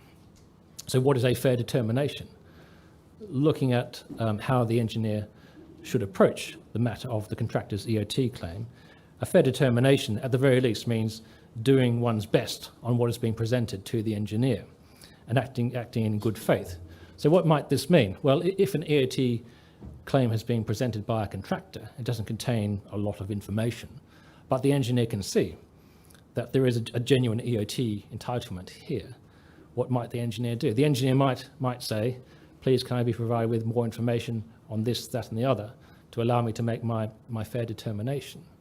What the engineer shouldn't do in that situation, at least, is simply reject the claim, to say, well, you haven't given me enough information, so you don't get an extension of time. So what this clause requires an engineer to do is to really to seek out, if the information isn't provided, some information about the EOT claim, and to really to act in a professional way in assessing the claim. I just want to now move on to something which might seem slightly perplexing from the slide that's just been presented here. And this is a comment on this type of language that we find in relation to extensions of time in construction and engineering contracts. We've had this very vague wording saying the contractor is entitled to a fair and reasonable EOT. Very, very general, not precise at all. This wording's been around for a long time, since the 19th century at least. And you might ask, well, why do contracts use this wording, even now, where perhaps we can be more precise? And to give my answer to this question, I want to come back to what we see down the bottom of the slide here. And can I just ask a question? Does anyone recognize the gentleman on the slide?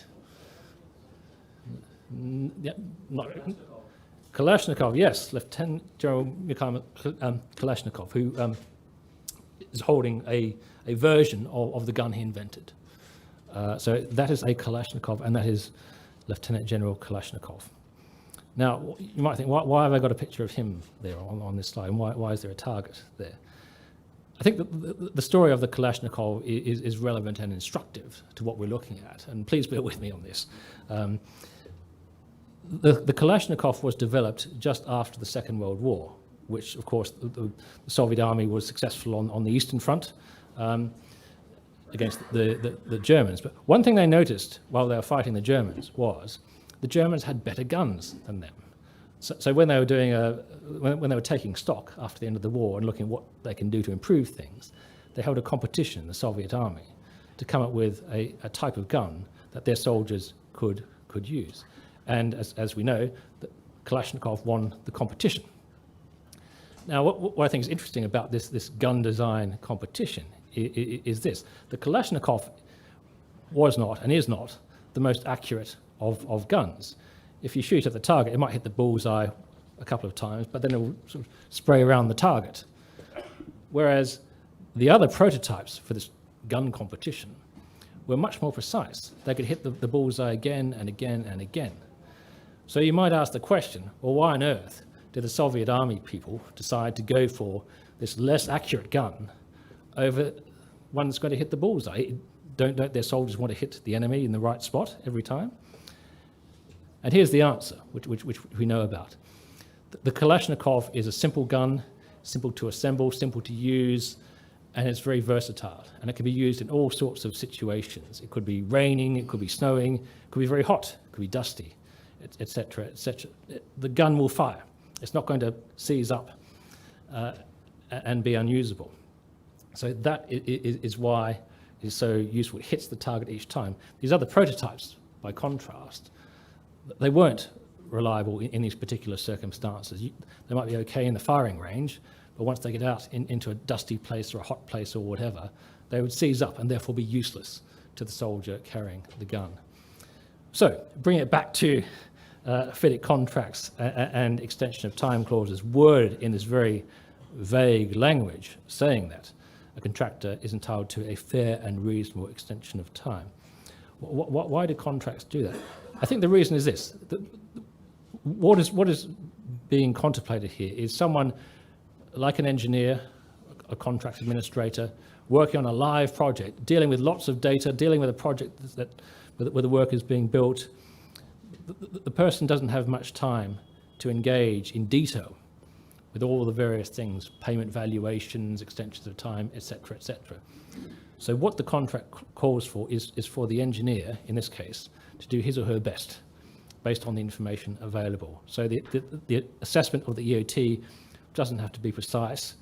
It just has to hit the target in some way where the contractor is clearly entitled to some form of EOT. So that's the thing to understand about these clauses. They don't call for a precise answer. There can be more than one answer when it comes to understanding what a fair and reasonable EOT is.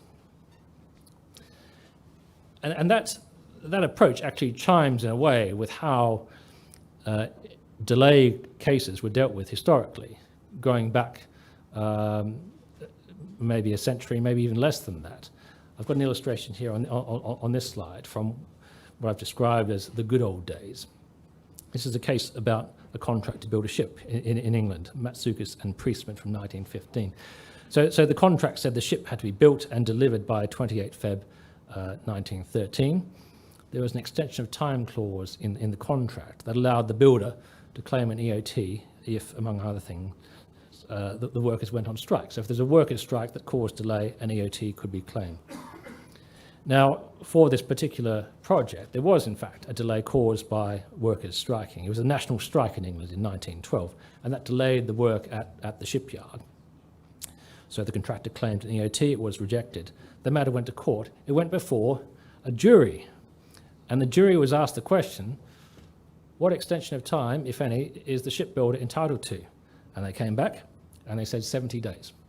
So that was the answer. No reasoning, they didn't have to give any reasoning. That was it, and that gave the answer to the important question. The thing to understand there is that there was no kind of precision or requirement of precision in the jury coming to that conclusion. Just as with the contract administrator, the engineer, precision is not needed under the terms of the contract. Now the question becomes sharper when we move forward to the software, Primavera, and others that can be used to determine the critical path of a project and the impact of a particular event. So you can come up with a precise answer to one of these questions, but then the issue becomes, do you need to come up with such an answer? Do you need to use this kind of heavy-duty software?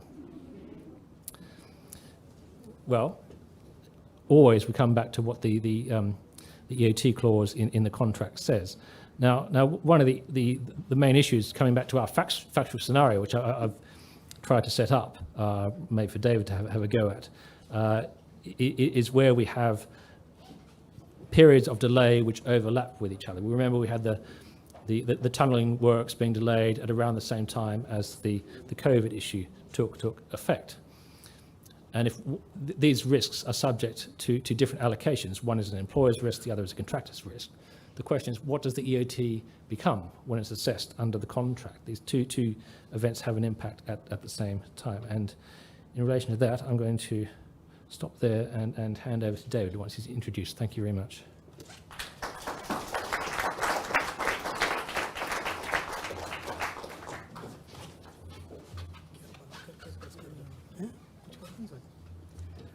Thank you, Mr. Bailey, for those inputs and the wonderful presentation. I know delay is the buzzword today, but I'm not going to take more time, but briefly introduce Mr. David Thomas. David Thomas is an illustrious barrister with a sterling practice both in the UK and the overseas. He's a member at Keating Chambers, a leading set of commercial barristers chambers with a thriving domestic and international practice. And he's known for his incisive cross-examination skills, commercial awareness, and the clarity and practicality of his advice. He has been instructed in some of the biggest and highest profile cases in the world, including the Shard, the Wembley Stadium, the Olympic Stadium, and the Burj Khalifa. He advises regularly on new engineering and construction contract disputes and has conducted numerous adjudications and mediations in relation to engineering and construction contracts. In addition to his thriving practice, Mr. Thomas sits as an arbitrator and adjudicator both in the UK and internationally. Thank you for being with us, Mr. Thomas. Please join us for a presentation.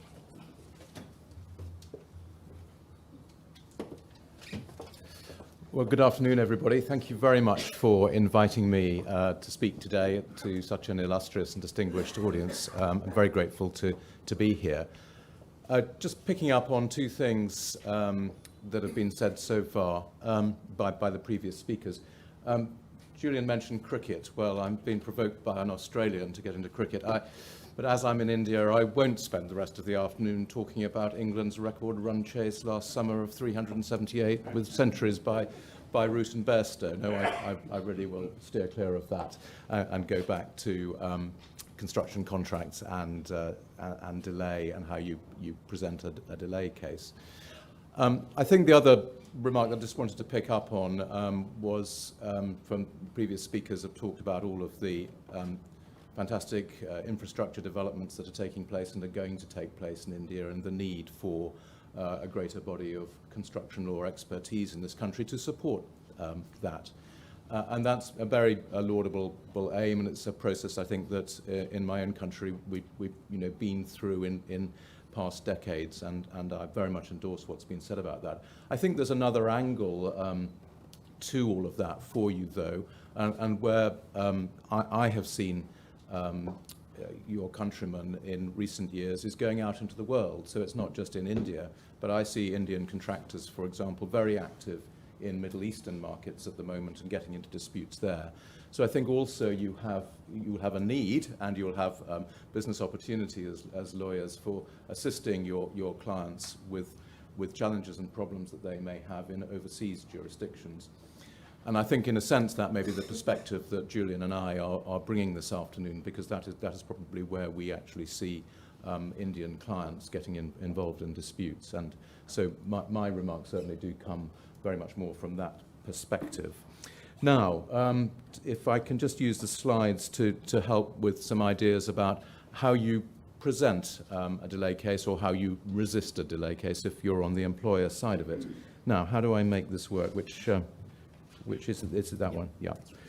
So, I wanted to just address this through some stages of how you're going to present, really, and what you've got to present about. Just a word about pleadings at the beginning, be they traditional common law pleadings, as it were, setting out material facts and just that, without attachment, or be it memorial style, which you'll see in some arbitrations, where you have to attach the documents you rely on and your witness and expert evidence that is going to support your case. But either way, your pleading, your head pleading, your statement of case, and then equally the defence, that's your first piece of advocacy.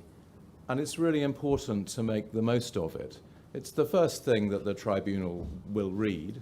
It's actually what the other side will read. And if you want to get a settlement, the better that document is, then the more chance you actually have of a settlement, and the more chance you have of winning over the hearts and minds of the tribunal. You do need something that is a nice, clear read that just sets out your case theory, so that everyone can go back to it and know what your point is.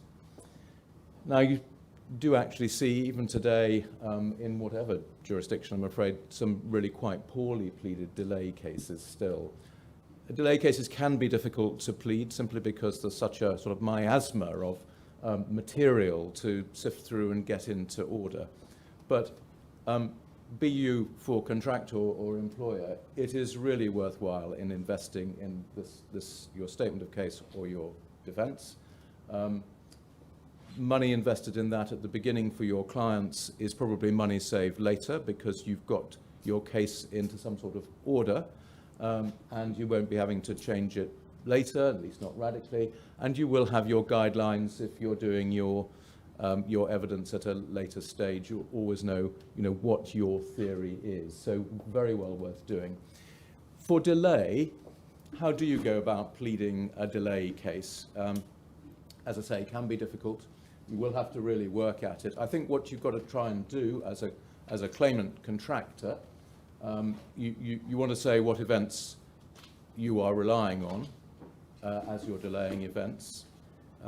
You need to say which part of the contractual clauses you rely on to say that entitles you to claim extension of time. So which of those subparagraphs in the example Julian showed you rely on. And then you do need to plead in relation to causation. I'll come and talk a bit more about causation, but the outline of what your case is, this is the event, it's under this clause that we can claim. It caused a delay to this activity, and because that activity was delayed, completion was delayed like this. and just get the basic sequence written down.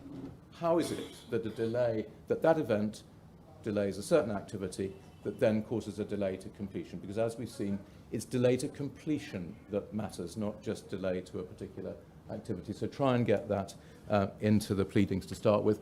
If you're for the employer responding to that, then try and mirror that. I know the contractor will bear the burden of proof, of course, but it's much more convincing for an employer to say, not just denied, denied, denied, but to say, that's not right. I've got my own story here. I had a project manager there. We know what happened. That event didn't cause a delay. Something else did that was your fault. So, and that, of course, is what's beginning to happen in this scenario. The employer said, no, it was your own mistake with the blasting that caused it. And so much better as an employer, once you get into arbitration, to set out a positive case if you can. So now let's look at liability in a bit. There we are. We'll now look at liability and causation in a bit more detail. So liability, one thing that comes up quite a bit these days in delay cases is clauses like this clause that's in the FIDIC contract. It's notice clauses that, on the face of it, make giving a notice of the delaying event as giving rise to a claim as a condition precedent to being allowed to claim. In other words, you lose your claim if you don't give the notice within a certain time. So this contract has this in it. Claiming party shall give a notice as soon as practical, no later than 28 days after the claiming party became aware or should have become aware of the event or circumstance. If the claiming party fails to give a notice within this period, the claiming party shall not be entitled, and some convoluted long words, but basically shall not be entitled to an extension of time or to financial compensation. So it's a liability step that really you may well have to deal with in contracts of this sort. Bear in mind that the approach to these clauses can vary depending on what legal jurisdiction you are in, which law you are governed by. So if, for example, you are in a Middle Eastern jurisdiction, you're governed by that law, a civil law and Sharia influenced law, then you will find that tribunals are much more likely to avoid this clause for you because they have very strong ideas in those legal systems of good faith, and they'll say it's not right for an employer to be able to rely on this clause if it's caused a delay. Those legal systems have a point. Think about the fairness of something like this, as those legal systems, I think, do. Here we've got COVID, an employer risk. Let's say that was the only cause of delay. Or take something more extreme. It's the employer, let's say, in breach of contract, denied access to the contractor at the beginning of the project, didn't make the land available for 2 months. And that causes a delay to completion, as well it might. But the contractor, thinking that's blindingly obvious, doesn't give a notice. Result, at the end of the project, contractor says, well, I want my 2 months extension of time when it all finishes up 2 months late. Employer says, well, no, you didn't give a notice, you don't get an extension of time. And I'll have 2 months liquidated damages, please. Is that fair? Well, the answers of the civil law systems, which you might be under in the Middle East, is probably, no, it's not fair. And the employer shouldn't be allowed to rely on its own wrong to give itself a right to liquidated damages. So you might, in certain circumstances, get that answer. You might have some sympathy with it. Equally, you might not, and English-type legal-based systems take a different view, and the English courts have said, well, we hear what you say about fairness, but you contracted out of that. You agreed this condition precedent, and we are going to uphold it. That's the basic approach of the English courts and those that follow similar types of reasoning. I think in India you have some conflicting authorities on that, I believe. But so you can meet different approaches, and is what I'm saying to this, and it's quite a common issue these days. Even if you do find yourself in under a system of law that is going to uphold this clause, and you've got a client that didn't give some nice plain notices, headed up notice of delay, notice of claim, something like that, then all is not lost. There are a number of avenues that are open to you. What does the clause really mean is one thing that you would always explore, and how does that apply to the facts of your case? So on this one, claiming the time runs from the claiming party becoming aware or should have become aware of the event or circumstance. So you can explore the facts of that. You might want to say, well, at the time, you couldn't say it was something like access, but for some things, you may be able to say of your contractor client, we didn't know at the time. In fact, we didn't know until our delay expert told us 6 months ago. So that you can explore. Notice usually only means in writing, so you can rely on anything in writing. Might be minutes of meetings, might be emails, doesn't have to be formality usually. You've got to look at the contract quite closely. Probably it's often that. Or you might be able to rely on an estoppel and say, well, it just wasn't the practice to rely on this to give these notices. Nobody expected it, and we all knew that. So you might have that available. That's an escape route sometime for contractors that haven't followed this. Just a note on tactics. Employers sometimes try to take this sort of issue, you didn't give a notice, you lose, as a preliminary issue. Great thing for an employer to take as a preliminary issue. Not so hot for the other side, I'd suggest.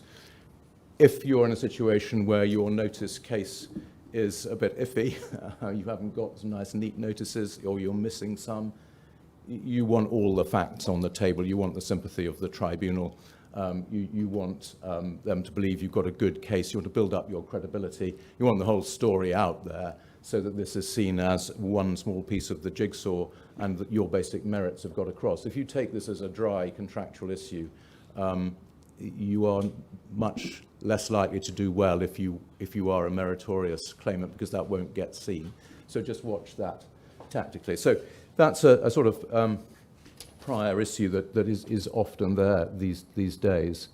But then just a little more on liability. Obviously, what you've got to do is you've got to rely on the EAT clause. How do you get under it? Just a note, just bear in mind, these clauses are for the benefit of both parties, for the benefit of the contractor because he can get an extension of time under it.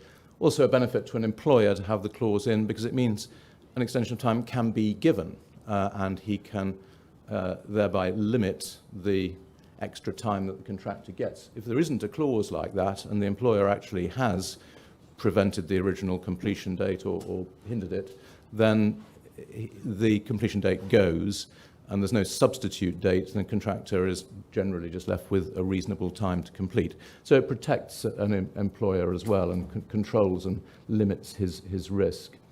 So you've got to establish that the event's within or outside the clause. In the scenario we've got here, that looks relatively simple because we saw the clause was an epidemic or government action making goods and materials and personnel not available. So that seems to have happened. There's another aspect of the clause which I'll come back to, but basically getting the event within the wording doesn't look difficult here. It might be more difficult in some cases. If you're relying on a variation, there might be a big dispute about whether there's really a variation or not. Might be a dispute about whether the weather conditions were really severe enough, about whether there's a breach of contract, about what the contractor's scope really was, disputes about the meaning of the specification and so on as to whether there's a variation or whether there's a breach. You might need, just thinking in terms of presentation and necessary evidence, you might need technical evidence in particular from experts on that, just to establish that you are within the right clause. One word of caution, though, about the liability case in delay cases. One common error, I think, in the presentation of these cases perhaps picks up on something that Ratan said earlier, is an over-focus on it by claimants. Claimants tend to think, well, I can establish I've got a variation. It was a big variation. It was obviously lots of extra work. It obviously delayed the project. I can have an extension of time. Not so. Yes, you've got to show that, but it's no good focusing just on liability. It doesn't carry the day on its own, and you do have to always establish causation, and that is really where so often in these delays cases there just isn't enough focus and thought and clarity of explanation put into the case. It's absolutely vital that this is focused on. And what you always have to show the causation. The wording of the clause is relevant, and the key thing in almost all of them is, and the one here, and it's picking up Ratan's point earlier, is the relevant delay for an extension of time, which is also going to found your claim to money. The relevant thing is to show a delay to the completion date. It's not just a delay to an activity, it's to the completion date. Right, I'm being asked to wind up in 5 minutes, so I will accelerate, which is another piece of jargon from the construction industry, and try and pick up key points. Big thing, I think, in presentation of your evidence in a delay case is the best way to do it for most tribunals. In my experience, if you really, as a contractor, want to persuade a tribunal, use the factual evidence as your main vehicle. Yes, you will use a delay expert for support, but the most convincing way to do it is if you've got somebody who was on site through the project, or you may have to do it through more than one person, get them to tell the story. And a delay case is a story, and you need to get your story set out, whichever side you're on. I mean, the defense side, the employer, equally has to tell its story as well through its project manager.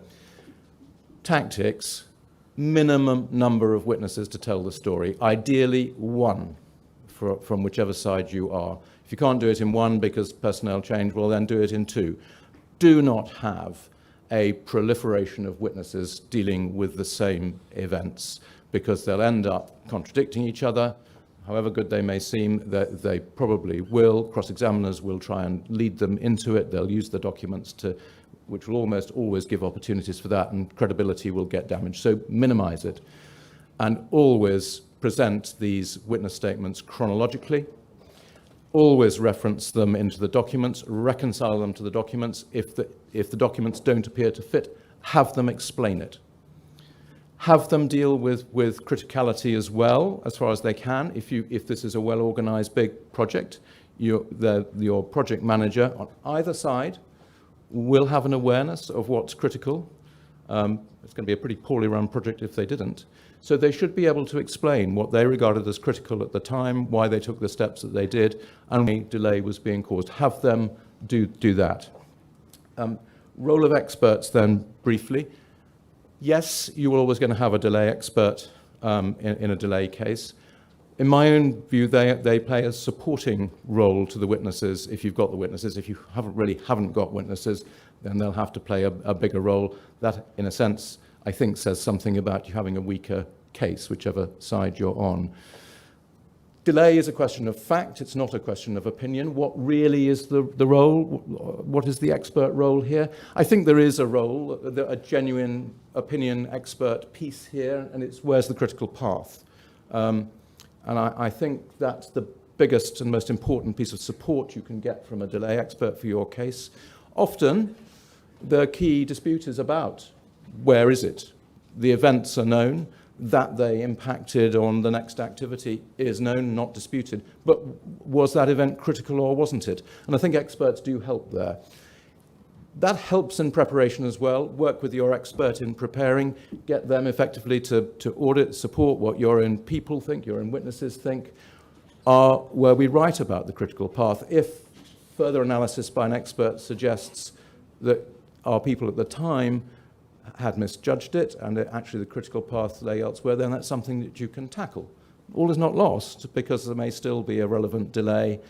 You might run into notice problems, but again, as I said at the beginning, you might only have just found out. So use experts sensibly like that, but they are not the be-all and end-all, they're really not.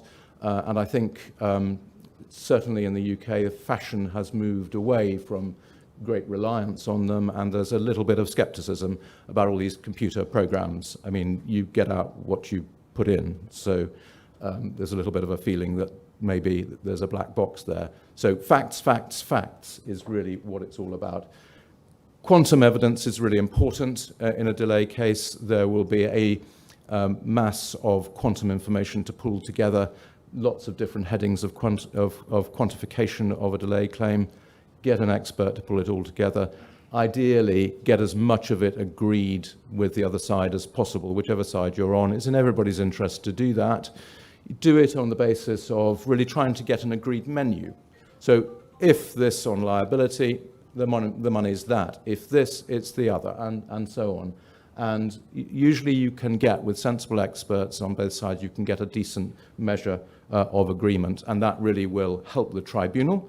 It will get you an award more quickly, because if you leave a mass of quantum disputes to a tribunal, that's a nightmare job for the tribunal to sort out. It really is. So try to endear yourself to the tribunal, help them by trying to get quantum in order through your experts and reach an agreement.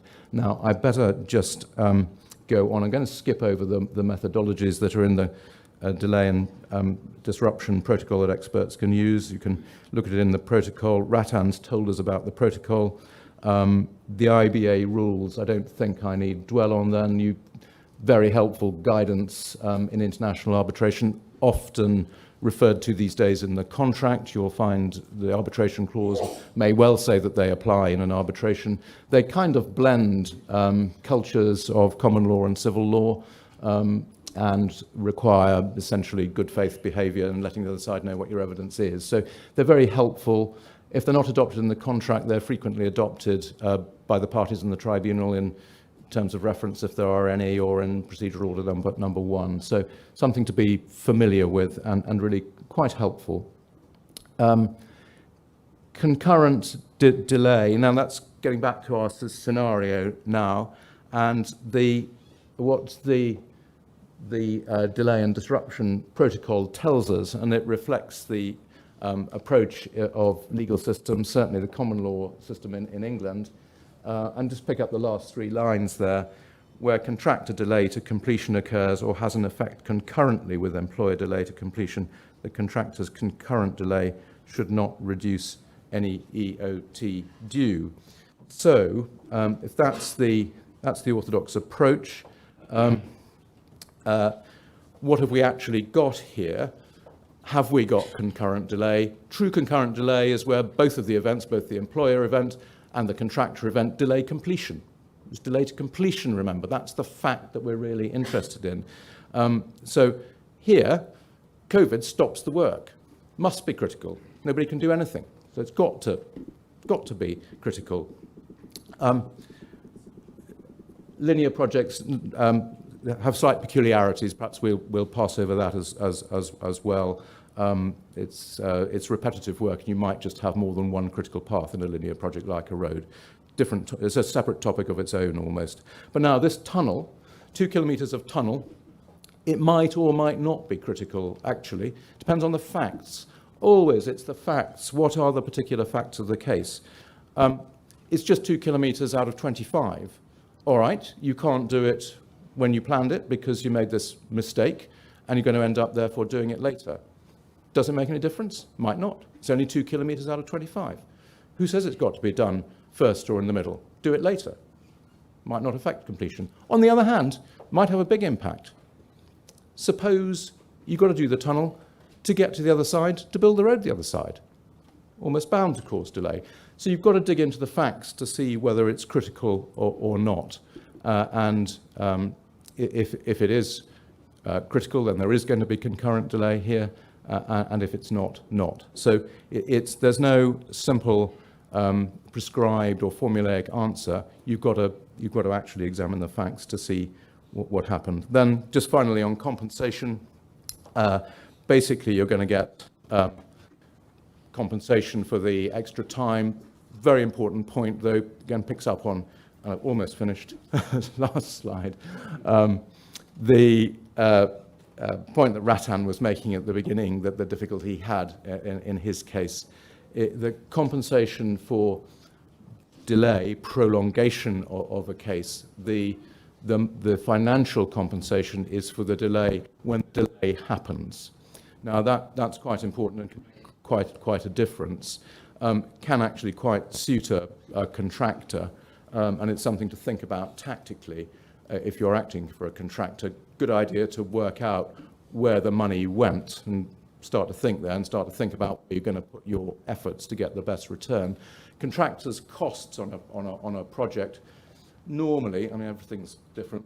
The orthodox thing is for contractors' costs really to be incurred in a sort of bell curve from the beginning of the project, as sort of mobilization costs start off fairly light.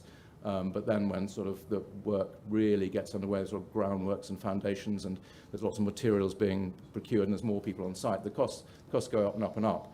And then they're at their highest level in the middle of the works. And then as you get towards the end, they tend to be tailing off again. So it's orthodoxly a bell curve. So the most valuable delays, if you like to see it like that, for a contractor investing in a claim, the most valuable ones are in the middle.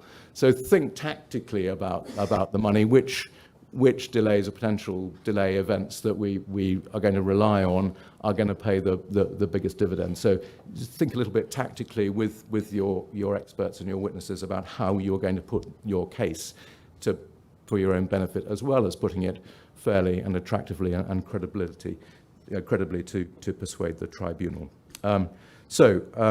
That's accelerated a bit.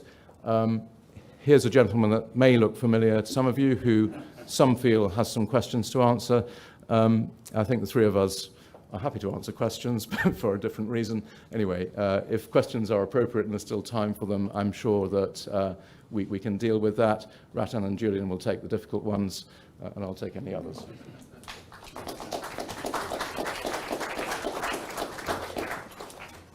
Thank you so much, Mr. Thomas, and apologies for rushing you, but thank you for the presentation and inputs.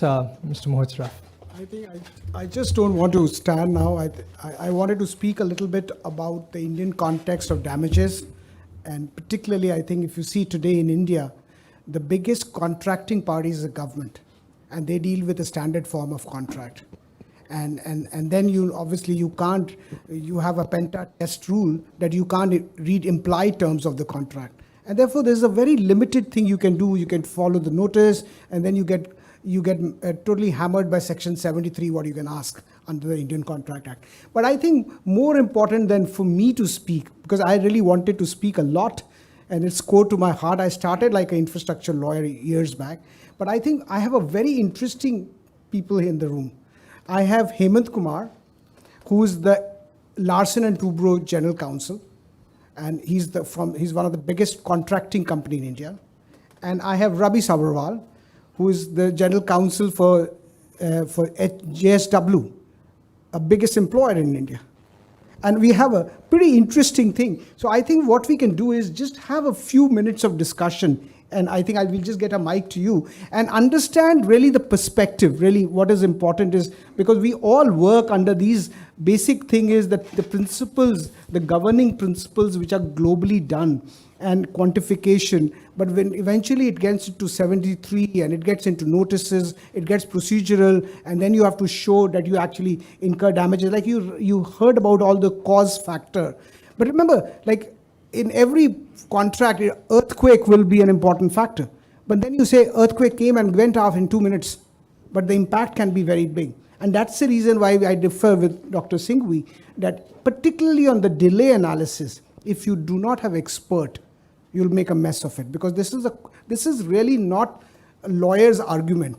This is really what you have to understand is what really happened and how critical it was. I think David also mentioned that it's very important to understand how critical that issue was and what did it delay and how much did it delay. I think, Hemant, why don't you start and we get a mic to Ravi. We have spoken much about coronavirus. That has indeed created more than 24 cases for L&T. But L&T, our business model is different. We do not believe in unnecessary litigation, and therefore won't see that we are going for 40 crores, 50 crore, 100 crores litigation. Most of our clients are government. So taking any panga from the client, you may be blacklisted also. There were 8 interesting projects where it was a lump sum contract. Number 1, change in law limited to only if the tax variation is there. And lump sum contract, there cannot be any price variation clause.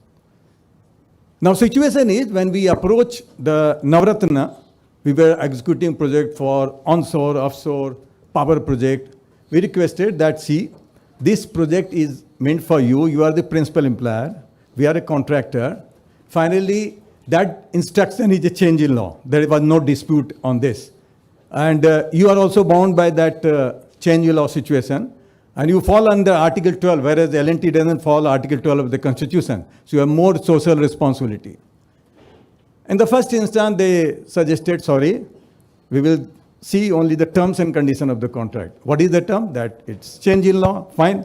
But we have clearly stipulated that we will only accept provided there is a change in tax rate. But here is you have paid to the contract labor, you have paid to the, so that was the instruction of the government. We didn't want to go for litigation. That was our decision. So anybody can suggest, how to help L&T or the guy who have faces such a situation. So far, limitation is there. We can file, we can invoke arbitration, but we are not interested because I don't want to comment on current scenario of the arbitration. So I need expert views how to resolve the issue. One can understand the business only when he goes to see the business. If you are executing a coastal road or Mumbai Metro or any sort of worldwide, you need to go there as a not as general counsel, as an engineer and see what is happening there. Second thing, it's my suggestion, I'm not preaching you. Second thing is, youngster must spend 3-4 years in courtroom. So what I intend to say is that construction contract or anything, it all depends on practice and procedure. It's not something rocket science. I would not say it's a rocket science. More you deal, more you learn, and which I have learned in 25 years. Thank you very much. So Ravi Sabharwal. Okay, I'll not take much of your time. I think we are at the end of the He's the General Counsel for JSW Group. Okay, I'll come over there.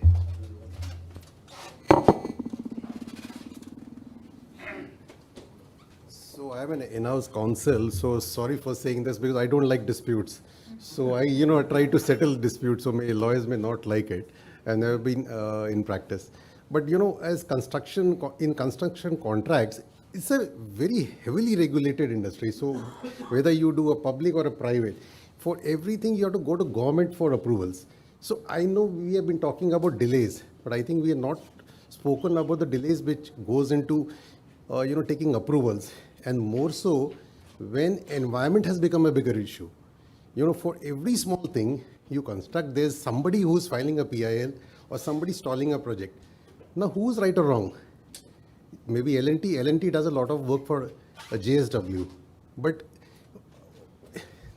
small things like there are delays because of COVID, this I think we can still manage, we can still settle. But there may be delays which, the construction industry would say is not to my account, or the contractor would say it would be not be to be on my account, and we'll always be saying because we have to pay. We have to run business. We have to see that the construction is completed in time. So you may make watertight agreements. I have seen all over the world. If there are delays, and actually I think, what has been said, facts and evidence which you prove is the most important thing. But anyways, I am an in-house counsel. I would always like to say, even if you have watertight contracts, you end in disputes, try to settle it. And I think, nowadays even the Indian courts are saying before you come for a commercial litigation, have a mediation done, and then you come for a dispute resolution. Thank you very much. I don't want to add more on this. Thank you very much. Thank you, Ravi. Thank you very much. I think this is very helpful. What, in a very positive note, what Ravi just said is that I think clearly we should have watertight agreements.